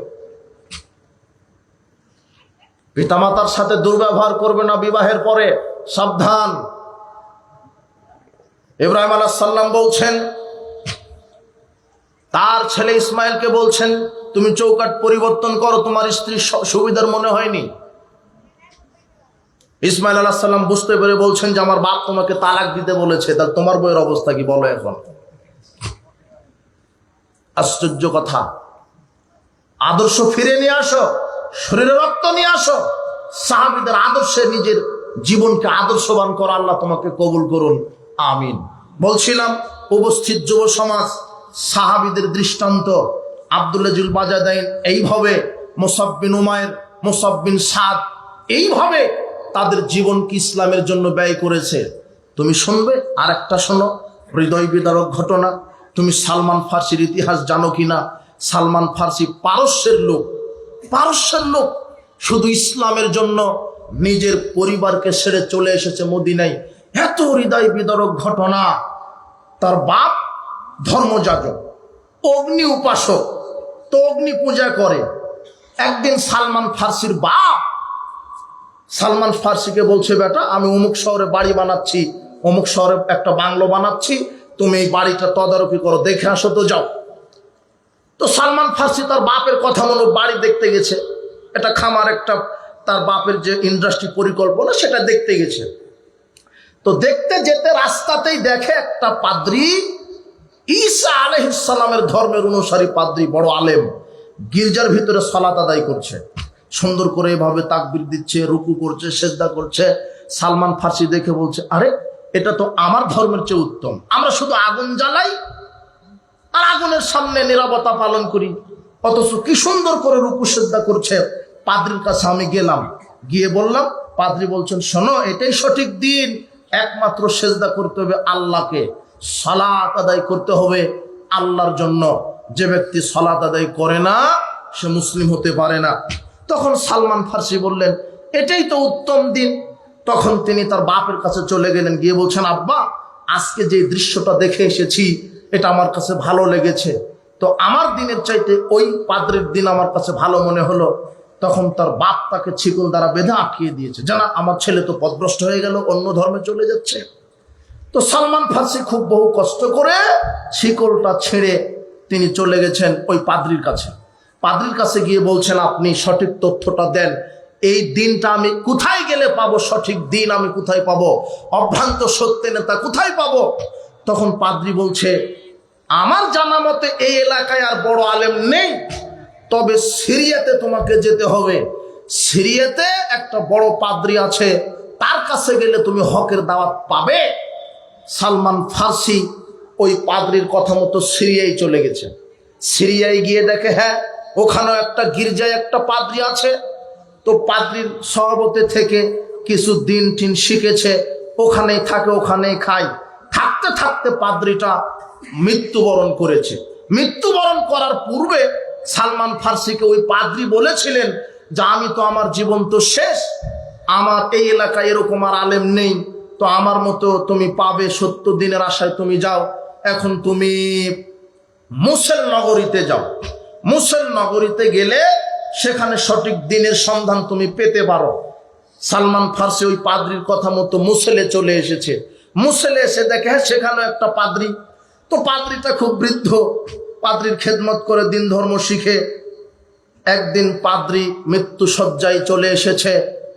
তখন সালমান ফার্সি বলছেন যে, আপনি তো মৃত্যু শয্যায় চলে এসেছেন, আপনি আমাকে সঠিক দিনটা বুঝিয়ে দেন, কোথায় গেলে সঠিক দিন পাবো। তখন এই পাদ্রী বলছে, তুমি নাসেবিন শহরে গেলে সঠিক দিন পাওয়ার আশা রাখি, সেখানে একটা পাদ্রী আছে, তার কাছে যাও। তিনি নাসেবিন শহরে গেলেন। এক শহর থেকে আর এক শহরের দূরত্ব 1 কিলোমিটার নয়, শত শত কিলোমিটার। একে তো বাপ দাদা তার ভিটামাটি সম্পদ ত্যাগ করেছে, কে? সালমান ফার্সি। শুধু সঠিকটা পাওয়ার আশাতে, সঠিক দিন পাওয়ার আশাতে দেখেন সিরিয়া আসলেন।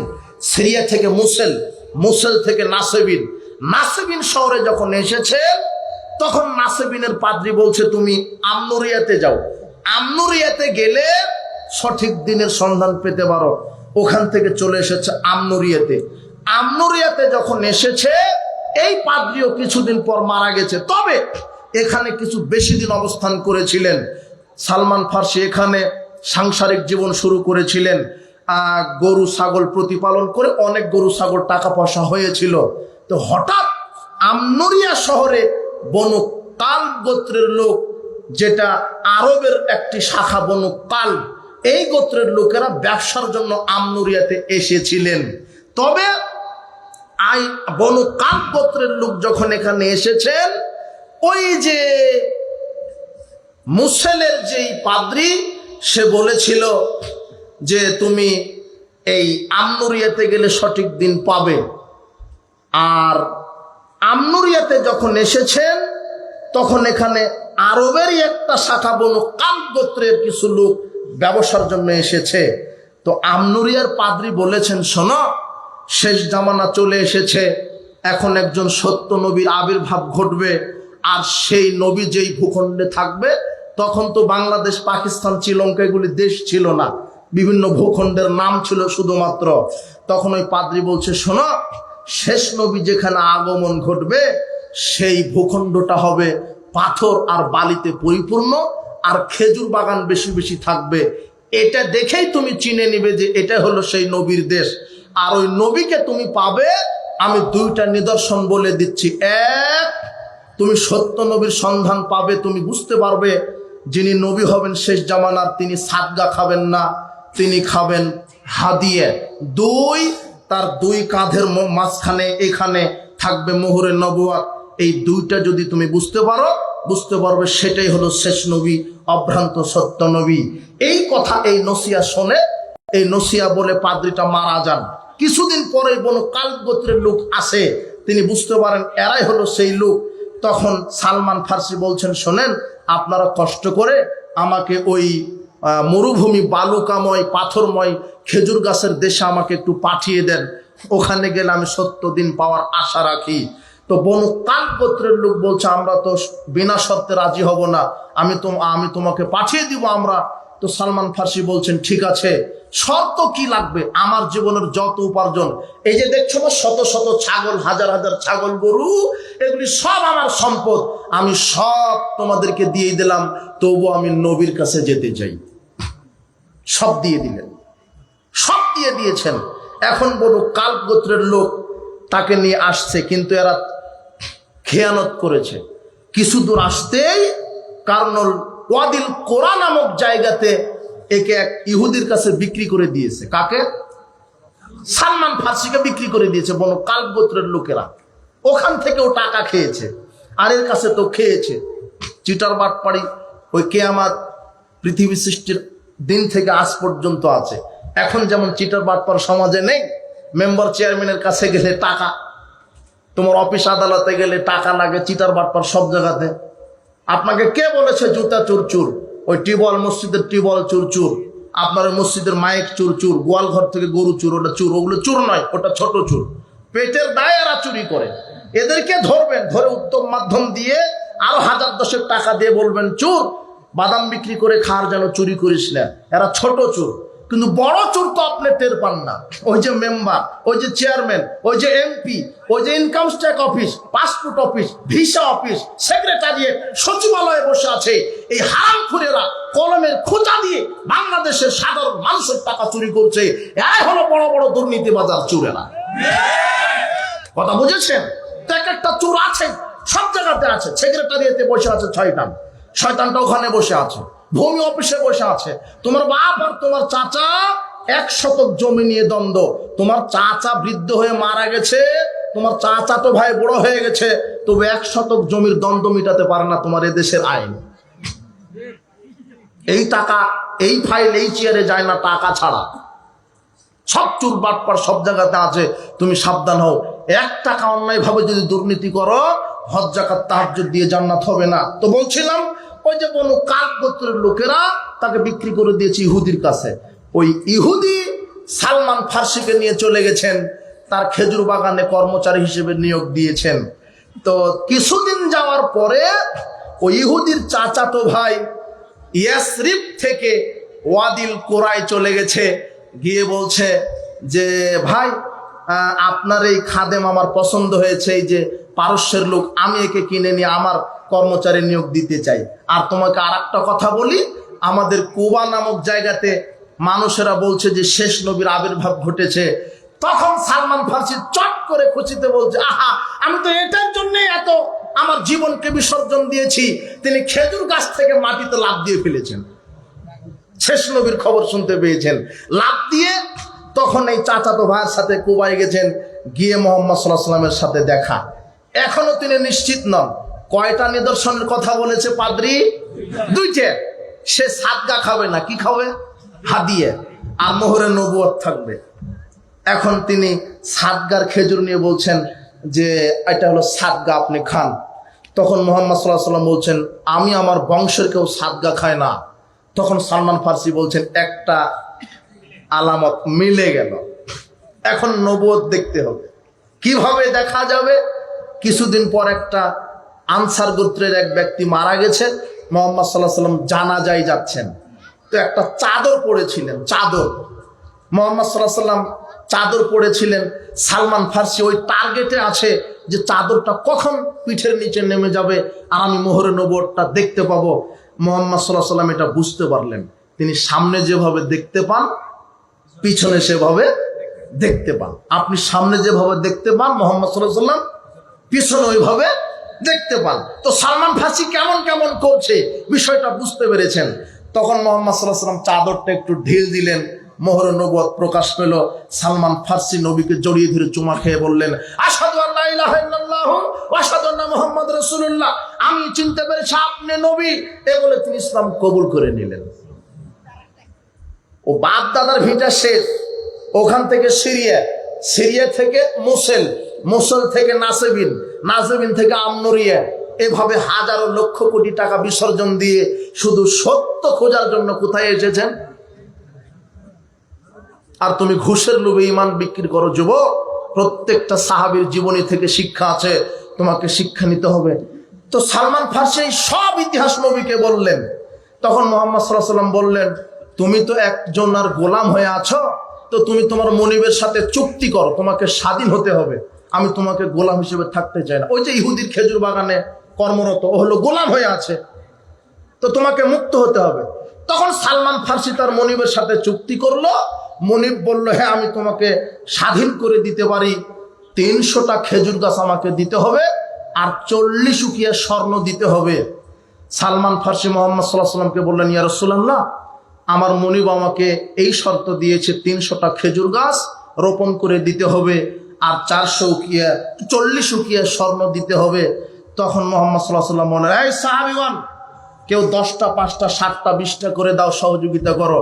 দেখা গেল যে 300টা খেজুর গাছ সব সাহাবী তাকে দিয়ে দিলেন।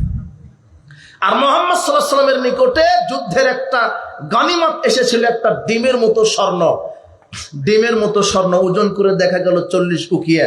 সালমান ফার্সিকে তিনি দিয়ে বললেন, তুমি মুক্ত হও।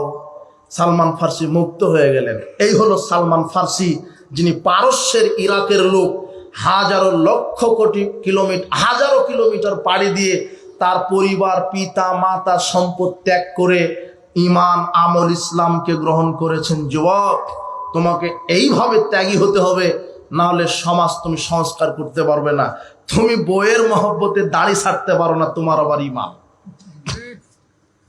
তুমি চাকরির ভয়ে দাড়ি রাখতে পারো না, এটা তোমার ঈমান। আর সাহাবী দেখো, গোষ্ঠী সহ সব ত্যাগ করেছে, কিসের জন্য? ইসলামের জন্য। যুবক, তোমাকে দিয়েই ইসলাম কায়েম হবে। আল্লাহ সুবহানাহু ওয়া তাআলা বলছেন, বের হয়ে যাও, অর্থ সম্পদ ব্যয় করো, সব ত্যাগ করো। আল্লাহ কোরআন মাজিদে ঘোষণা দিয়েছেন, ইন্নাল্লাহা আশতারা মিনাল মুমিনিনা আনফুসাহুম ওয়া আমওয়ালাহুম বিআন্না লাহুমুল জান্নাহ। আমি মুমিনের জান মাল খরিদ করে নিয়েছি জান্নাতের বিনিময়ে। আল্লাহ জান্নাত দিয়ে দিবেন। আবু হুরায়রা রাদিয়াল্লাহু আনহু বলেন, রাসূল সাল্লাল্লাহু আলাইহি ওয়াসাল্লাম বলেছেন, সাবআতুন ইউদিল্লুহুমুল্লাহু ফি দিল্লিহি ইয়াওমা লা দিল্লা ইল্লা দিল্লুহু। 7 শ্রেণীর মানুষ আল্লাহ বিচারের মাঠে আরশের নিচে জায়গা দিবেন। 7 শ্রেণীর মানুষকে: 1, ইমামুন আদিল, ন্যায়পরায়ণ শাসক; 2, ওয়াশাবুন নাশা ফি ইবাদাতিল্লাহ, ওই যুবক যেই যুবক তার যৌবন কালকে ওই যুবতী, যেই যুবতী তার যৌবন কালকে আল্লাহর ইবাদতে ব্যয় করেছে, সালাত, সিয়াম, হজ, যাকাত, পর্দা, তাকওয়া, সমাজ সংস্কারের কাজে নিজের জীবনকে ব্যয় করে দিয়েছে, ওই যুবককে আল্লাহ আরশের নিচে জায়গা করে দিবেন। যুবক, তোমার জন্য এটা সুসংবাদ, সাবধান। আব্দুল্লাহ ইবনে মাসউদ রাদিয়াল্লাহু আনহু বলছেন, নবী করিম সাল্লাল্লাহু আলাইহি ওয়াসাল্লাম বলেছেন, লা ইয়াযালু কাদামিন আদাম ইয়াউমাল কিয়ামা হাত্তা ইসরান খামসিন। আদম সন্তানকে 5টা জিজ্ঞাসা না করা পর্যন্ত এক কদম নাড়াতে দিবেন না। যুবক, হাদিসটা লক্ষ্য করো, আদম সন্তানকে 5টা জিজ্ঞাসা না করা পর্যন্ত, 5টা জিনিসের হিসাব না নেওয়া পর্যন্ত আদম সন্তানকে এক কদম নাড়াতে দিবেন না। এক, আন উমরিহি, সারা জীবন বোঝাতে হবে, ফিমা আফনাহু, আপনি সারা জীবন কিভাবে ব্যয় করেছেন।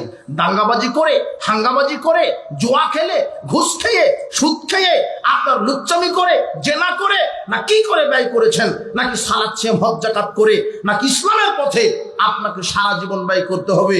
ওয়াং শাবাবিহি ফিমা আবলাহু, আপনার যৌবনকাল ব্যয় বোঝাতে হবে, যৌবনকাল কিভাবে ব্যয় করেছো। যুবক, তুমি তদন্ত করো। তোমার হাতে কোরআন, তোমার হাতে হাদিস শোভা পাই, তোমার হাতে কেন অস্ত্র আছে? আর তুমি যেই নেতার ক্যানভাস করে বেড়াও, এই নেতা তোমাকে হাতে দিয়েছে অবৈধ টাকা, অবৈধ নারী, মদের বোতল দিয়ে বলছে আমার দলের ক্যানভাস করো, ক্ষমতায় গেলে এই করে দিব, সেই করে দিব। জিনা, ক্ষমতা চিরদিন টিকবে না। যুবক, মনে রেখো, নমরুদ মারা গেছে, ফেরাউন ডুবে মরেছে। তুমি এই নেতার পিছনে ছোট না, যেই নেতা তোমাকে ঈমানের কথা বলে না, কোনো দিন বলে না, ক্যানভাসে বলে যে অমুককে মারো, অমুককে কাটো, টাকা যত লাগবে চেয়ার আমার হতে হবে, এইভাবে তোমার নেতা বক্তব্য দেয়। নারী চাও, গাড়ি চাও, বাড়ি চাও, দিব, আমার দলে থাকো। এই নেতার প্রলোভনে তুমি পা দিও না। তোমার এই নেতা তোমাকে ওযু, গোসল, সালাতের কথা বলে না, ঈমান আমলের কথা বলে না, সালাতের কথা বলে না, ইসলামের কথা বলে না, নবীর আদর্শের কথা বলে না। এই নেতা তো তোমাকে জাহান্নামে নিয়ে যাবে, এই নেতা তো জাহান্নামে যাবে, তোমাকেও নিয়ে যাবে। তুমি একজন অভ্রান্ত সত্য নেতার আদর্শ বাস্তবায়ন করো, যার নাম মুহাম্মদ সাল্লাল্লাহু আলাইহি ওয়াসাল্লাম, যিনি জীবনে কোনোদিন মিথ্যা কথা বলেনি, যিনি জীবনে কোনোদিন আল্লাহর সাথে শিরক করেনি, যিনি জীবনে কোনোদিন মিথ্যা কথা বলেনি, যিনি জীবনে কোনোদিন হারাম খাদ্য দেহে প্রবেশ করায়নি, যিনি জীবনে কোনোদিন আল্লাহদ্রোহী কোনো আমল করেনি। শোনো, তুমি এই নেতার আদর্শ ফলো করো, যার নাম মুহাম্মদ সাল্লাল্লাহু আলাইহি ওয়াসাল্লাম। বিচার মাঠে আল্লাহ বলবেন তোমার যৌবনকাল বোঝাও। ওয়ান মালিহি, 3 নম্বর, সম্পদ। মিন আইনা আকতাসাবাহু, কিভাবে ইনকাম করেছো? সুদের টাকা, ঘুষের টাকা, দুর্নীতির টাকা, না ডাকাতি করার টাকা, না কিসের টাকা? আমাকে বুঝাও, আল্লাহ হিসাব নেবেন। নাকি বৈধভাবে চাকরি ব্যবসা করা টাকা? 4, মিন আইনা আকতাসাবাহু ওয়া আনফাকাহু, কিভাবে ব্যয় করেছেন? আয় বুঝাতে হবে, ব্যয়ও বুঝাতে হবে। কথা বুঝেননি মনে হয়। কিভাবে ব্যয় করছেন? গাঁজার আড্ডায়, নগ্নতার আড্ডায়, বেহায়া সংস্কৃতি জাহেলিয়াতের অনুষ্ঠানের আড্ডায়, পীরের আস্তানায়, মাজারে, খানকায়, না মসজিদ মাদ্রাসায়? জি না, আপনাকে বোঝাতে হবে ব্যয়। টাকা থাকলে ব্যয় করা যাবে না, অঢেল ভাবে অপচয় করা যাবে না। আপনাকে বিচার মাঠে হিসাব দিতে হবে। 5, মাজা আমিলা ফিমা আলিমা, এলেম অনুপাতে আমল, আপনার জানা অনুপাতে আমল কতটুকুন, আল্লাহ বিচার মাঠে হিসাব নেবেন। উপস্থিত বৈঠকের মুসলিম দিনী ভাই বোন, সর্বশেষ 2 মিনিট আপনার সাথে কথা। যারা অভিভাবক আছেন, অভিভাবকদের জন্য যেটা আমি মেসেজ দিব, যে আপনার ছেলেটা যুবক, আপনার মেয়েটা যুবতী, এদেরকে আপনি সঠিক শিক্ষা, সঠিক আদর্শ, সঠিক মানহাজটা শিক্ষা দেন। না হলে আপনার এই ছেলে মেয়ে আপনার জাহান্নামে যাওয়ার কারণ হবে। বিচার মাঠে বহু নেতা পিতা মাতাকে আল্লাহ জাহান্নামে দিবেন। কেন? পরিবারকে কন্ট্রোল না করার কারণে। যুবক, তোমাকে যেটা বলতে চাচ্ছি, আর তোমার বাপ মাকে যেটা বলতে চাচ্ছি, যে আপনি যে অভিভাবক আছেন, আপনি দেখেন আপনার ছেলে 24 ঘন্টায় কি করছে, তার বন্ধুকে, বান্ধবীকে, আপনার মেয়ের বন্ধুকে, বান্ধবীকে। জি না, মেয়ের কোনো ছেলে বন্ধু থাকতে পারে না। কথা বুঝেননি মনে হয়, আমার কথা কি বুঝতে পারেন? আর ছেলের কোনো মেয়ে বান্ধবী, ছেলের বন্ধু হবে ছেলে, মেয়ের বান্ধবী হবে মেয়ে। রাজশাহী বিশ্ববিদ্যালয়ে পড়ে মেয়েটা, দিন রাত বলছে আব্বু চিন্তা নাই, কোনো টেনশন করবেন না, আমি বয়ফ্রেন্ডের সাথে আছি।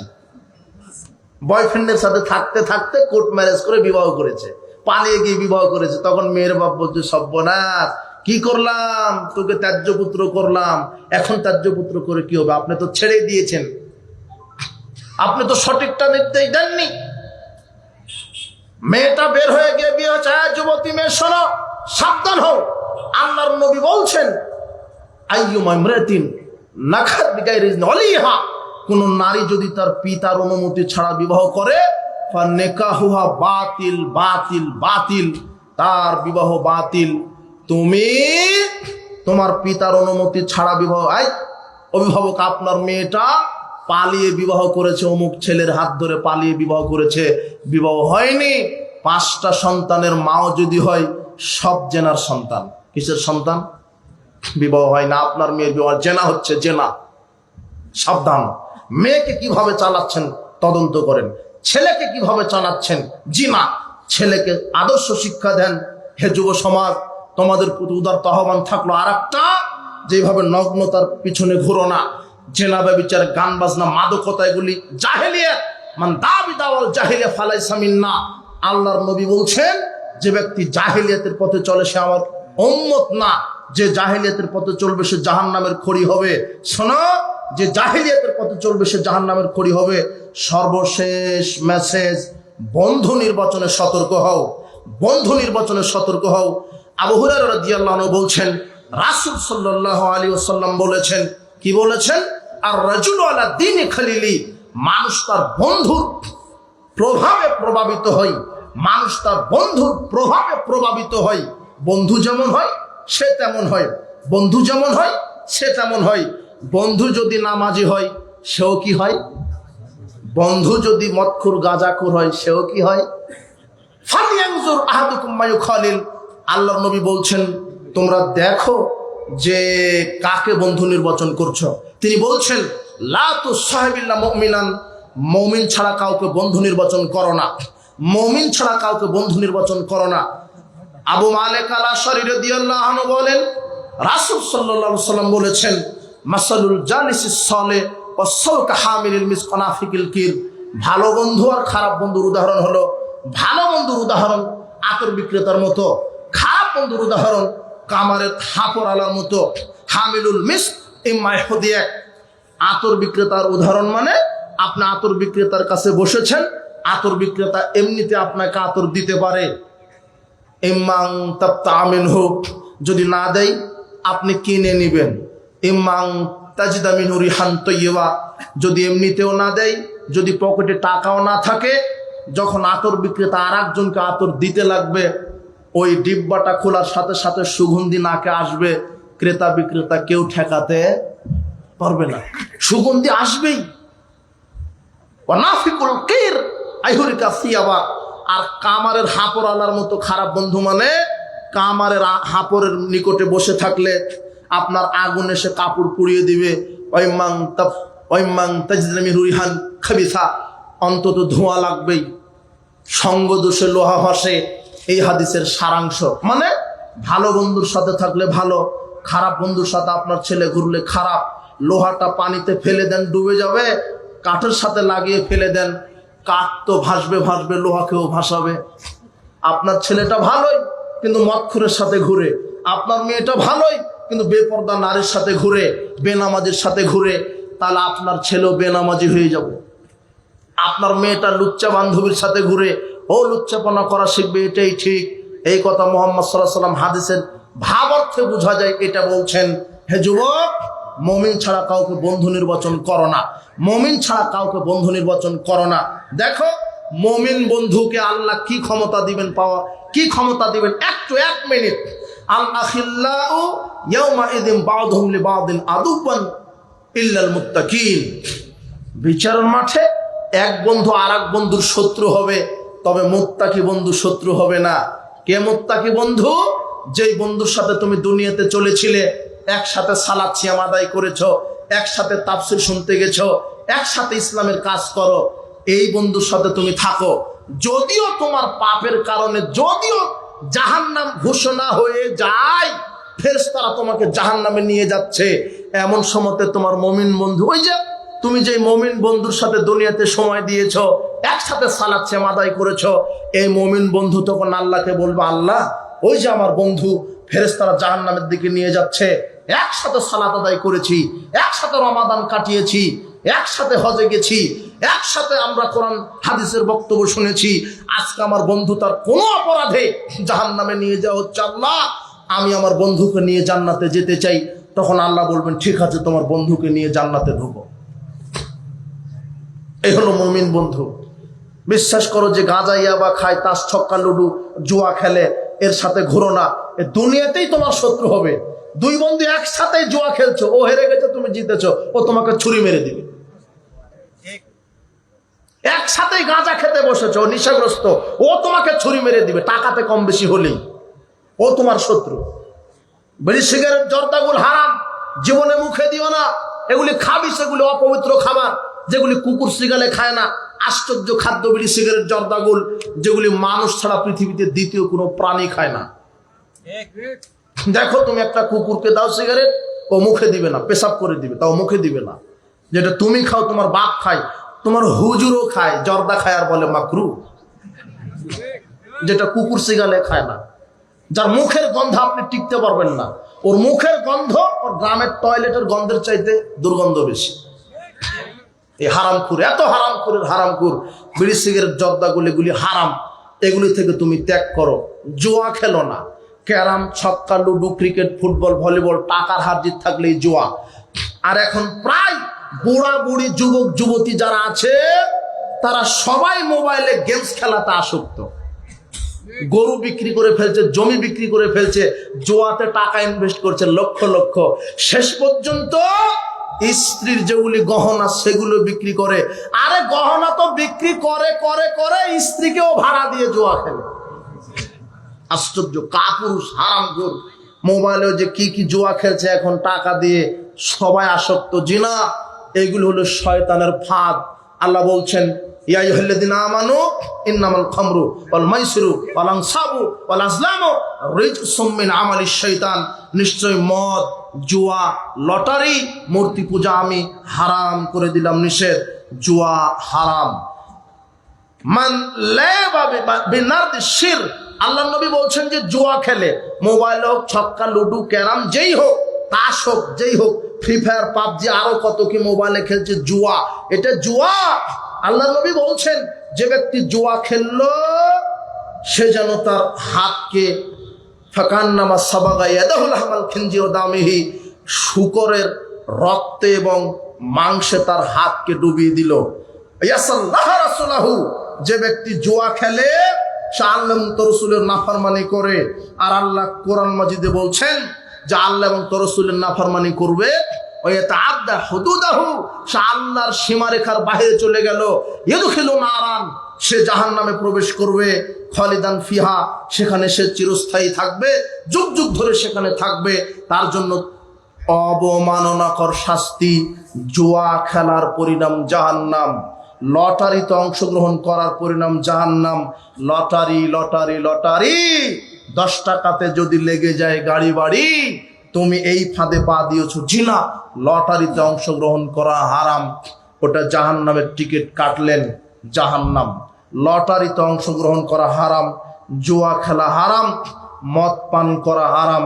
যুবক, মাদকের কাছে ইমান বিক্রি করো না।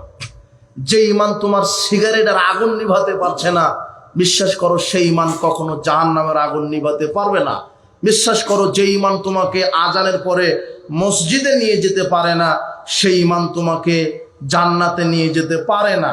যে ইমান তোমাকে দাড়িটা এখনো ছেড়ে দিতে পারেনি, সেই ইমান তোমার জীবনে কল্যাণ বহন করতে পারে না। যে ইমান তোমাকে এখনো সুদ ঘুষ ছাড়াতে পারেনি, সেই ইমান তোমাকে জাহান্নাম থেকে ছাড় দিবে না। তুমি বিশ্বাস করো যুবক, তোমার যৌবনকাল আল্লাহ পাই টু পাই হিসাব নেবেন। উপস্থিত যুব সমাজ, যুবতী সমাজ, আল্লাহকে ভয় করো। যৌবনকাল চিরদিন থাকবে না। আজকে তুমি গান বাজনার আসর করে 31st নাইট পালন করো, পহেলা বৈশাখ পালন করো, পয়লা ফাল্গুন পালন করো। আশ্চর্য কথা, তোমার পয়লা বৈশাখে ঢাকার রমনার বটমূলে যত শিক্ষিত পুরুষ নারী, আপনার ওই বিশ্ববিদ্যালয়, কলেজ, বিশ্ববিদ্যালয় প্রভাষক, হেডমাস্টার, আপনার ভিসি, এসি, ডিসি সব চলে গেছে ওই রমনার বটমূলে পয়লা বৈশাখ পান্তা ভাত নিয়ে ইলিশ মাছ খায়। আর মুখে পড়ে বান্দরের মুখোশ, হনুমানের মুখোশ, কুকুরের মুখোশ পরে বলে এসো হে বৈশাখ মঙ্গল শোভাযাত্রা। আমি চিন্তা করে দেখি সর্বনাশ, এরা কেউ রিক্সা চালক, ভ্যান চালক নয়। আপনি পয়লা বৈশাখে তদন্ত করেন, ঢাকার রমনার বটমূলে যারা 1,500, 2,000, 5,000 টাকা দিয়ে ইলিশ মাছ কিনে পান্তা ভাত খায়, এরা কেউ রিক্সা চালক আর অশিক্ষিত নয়। তথাকথিত শিক্ষিতা নারী পুরুষ ওখানে যায়, বান্দরের মুখোশ পড়ে আর হনুমান কুকুরের মুখোশ পড়ে বলছে এসো এ বৈশাখ।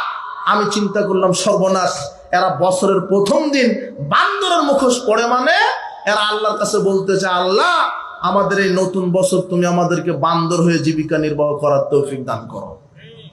এটাই বুঝাতে চায়। আর ওদের শিক্ষা সিলেবাসও তো তাই পড়ানো হয়, মানুষ আসলে মানুষের জাত না, মানুষ কিসের জাত? বান্দরের জাত।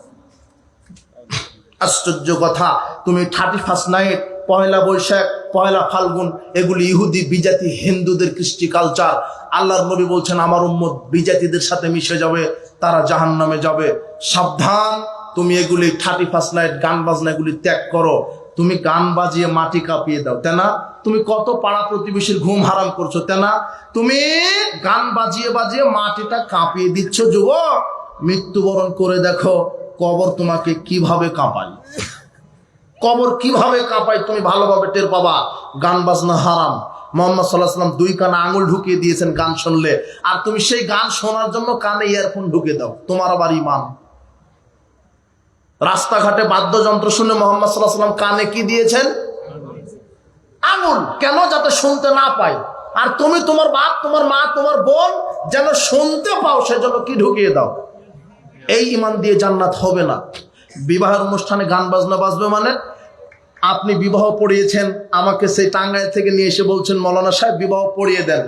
আমি না হয় ইসলামী তরিকায় বিবাহ পড়ালাম, তো আপনি যে শয়তানের তরিকায় গান বাজাচ্ছেন, ওটা কার তরিকায়? বাদ্যযন্ত্র বাজছে কেন? শোনেন, এই গোদাগাড়ির এই গ্রামের যে ইমাম, মসজিদের যে সভাপতি, ক্যাশিয়ার, সেক্রেটারি, আপনি যদি আসলেই নেতা হন, ইমাম যদি হন, ইমাম মানে মসজিদের ইমাম মানে নেতা, মসজিদের যারা দায়িত্বশীল তারা নেতা। নেতার গুণ হলো ভালো কাজের আদেশ, মন্দ কাজের নিষেধ। আপনি এলাকার নেতা, কোনো বিবাহের অনুষ্ঠানে যদি গান বাজে, সেই বিবাহের অনুষ্ঠানে আপনি বিবাহ পড়াতে যাবেন না।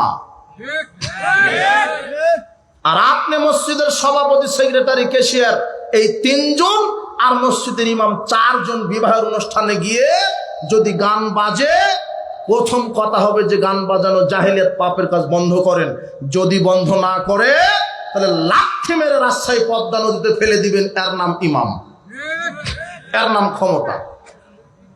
ঠিক বলছেন। সভাপতির মেয়ে তো ডেস্ক বাজিয়ে বিবাহ দিচ্ছে। মসজিদের সভাপতি ও হারামখোর, সুদখোর, তামাকখোর, জর্দাখোর, কি দিয়ে সমাজ সংস্কার করবেন? আর ইমাম যে সেই জর্দা খেয়ে বক্তব্য দেয়, ও আবার খারাপ কাজের কি নিষেধ করবে? ও দাড়ি চাচে, ও হলো কমিটির গোলাম। সভাপতি, সেক্রেটারি যা বলে তাই, চাকরি বাঁচানোর জন্য হক কথা বলতে পারে না। ইমামও কাপুরুষ, সভাপতি, সেক্রেটারি এরাও হারামখোর, কাপুরুষ এক একটা। এগুলো দিয়ে সমাজ সংস্কার হবে না। ইমাম তো হবে সেই, মসজিদের সভাপতি সেই। গান বাজনা বাজবে না, এলাকায় কোনো গান বাজনা বাজতে পারবে না, কোনো যুবক বিড়ি সিগারেট জর্দাগুল খেতে পারবে না, কোনো লুচ্চামি হবে না। এর নাম ইমাম। আপনি কিসের ইমাম, কিসের সভাপতি? আর সালাতি আদায় করে না, সে আবার কিসের সভাপতি? যে 5 ওয়াক্ত সালাত আদায় করে না, সে মসজিদের সভাপতি তো দূরের কথা, ও টয়লেটের সভাপতি হওয়ার যোগ্যতা রাখে না। হারামখোর। এই এজারিকে, এই অযোগ্য নেতারা থাকার কারণে আজকে সমাজ পরিবর্তন হচ্ছে না। এই অযোগ্য নেতাদের কারণে সমাজে শিরক, বেদাত আর লুচ্চামি আজ পর্যন্ত কায়েম আছে সমাজে। আপনি সতর্ক হন, আপনি সতর্ক হন যুবক। মুসাব বিন ওমরের মতো হও, কথা যেন মনে থাকে। খালিদ বিন ওমরের মতো হও, খালিদ বিন ওয়ালিদের মতো হও, সালাহুদ্দিন আইয়ুবের মতো হও। আল্লাহ তোমাকে কবুল করুন, তোমার বোনকে কবুল করুন, তোমার পিতা মাতাকে কবুল করুন। তুমি জেনে রাখো, মাদকতা, জেনা বা বিচার এগুলি জাহেলিয়াত। যদি থাকো, হজ জাকাত দিয়ে জান্নাত হবে না। উপস্থিত বৈঠকের মুসলিম দিল ভাই বোন, আপনাদের আসলেই অনেক রাত হয়েছে। জানি না মাহফিলের এরা নতুন নাকি এরা পরিচালনা করতে কি বলে, যেই সময়তে আমি প্রোগ্রাম শেষ করি সেই সময়তে আমাকে উঠানো হয়েছে। অন্তত আমাকে আনলে এইভাবে পরিবেশ করবেন না, আমি এইভাবে করি না। তবে যুবকদের এবং আপনাদের আগ্রহ দেখে আমি কিছু কথা বলে গেলাম, তাই তো আমি যুবকদেরকে আদর্শ বানানোর জন্য বিষয়টি উপস্থাপনা করে কিছু বোঝার চেষ্টা করলাম। যাক, আল্লাহ সুবহানাহু ওয়া তাআলা আজকের প্রোগ্রামটি আল্লাহ তুমি আমাদের জন্য কবুল করে নাও। যারা মারা গেছেন কবরের শাস্তি মাফ করো। আজকের এই ইসলামী সম্মেলন তুমি আমাদের জন্য নাজাতের উসিলা হিসেবে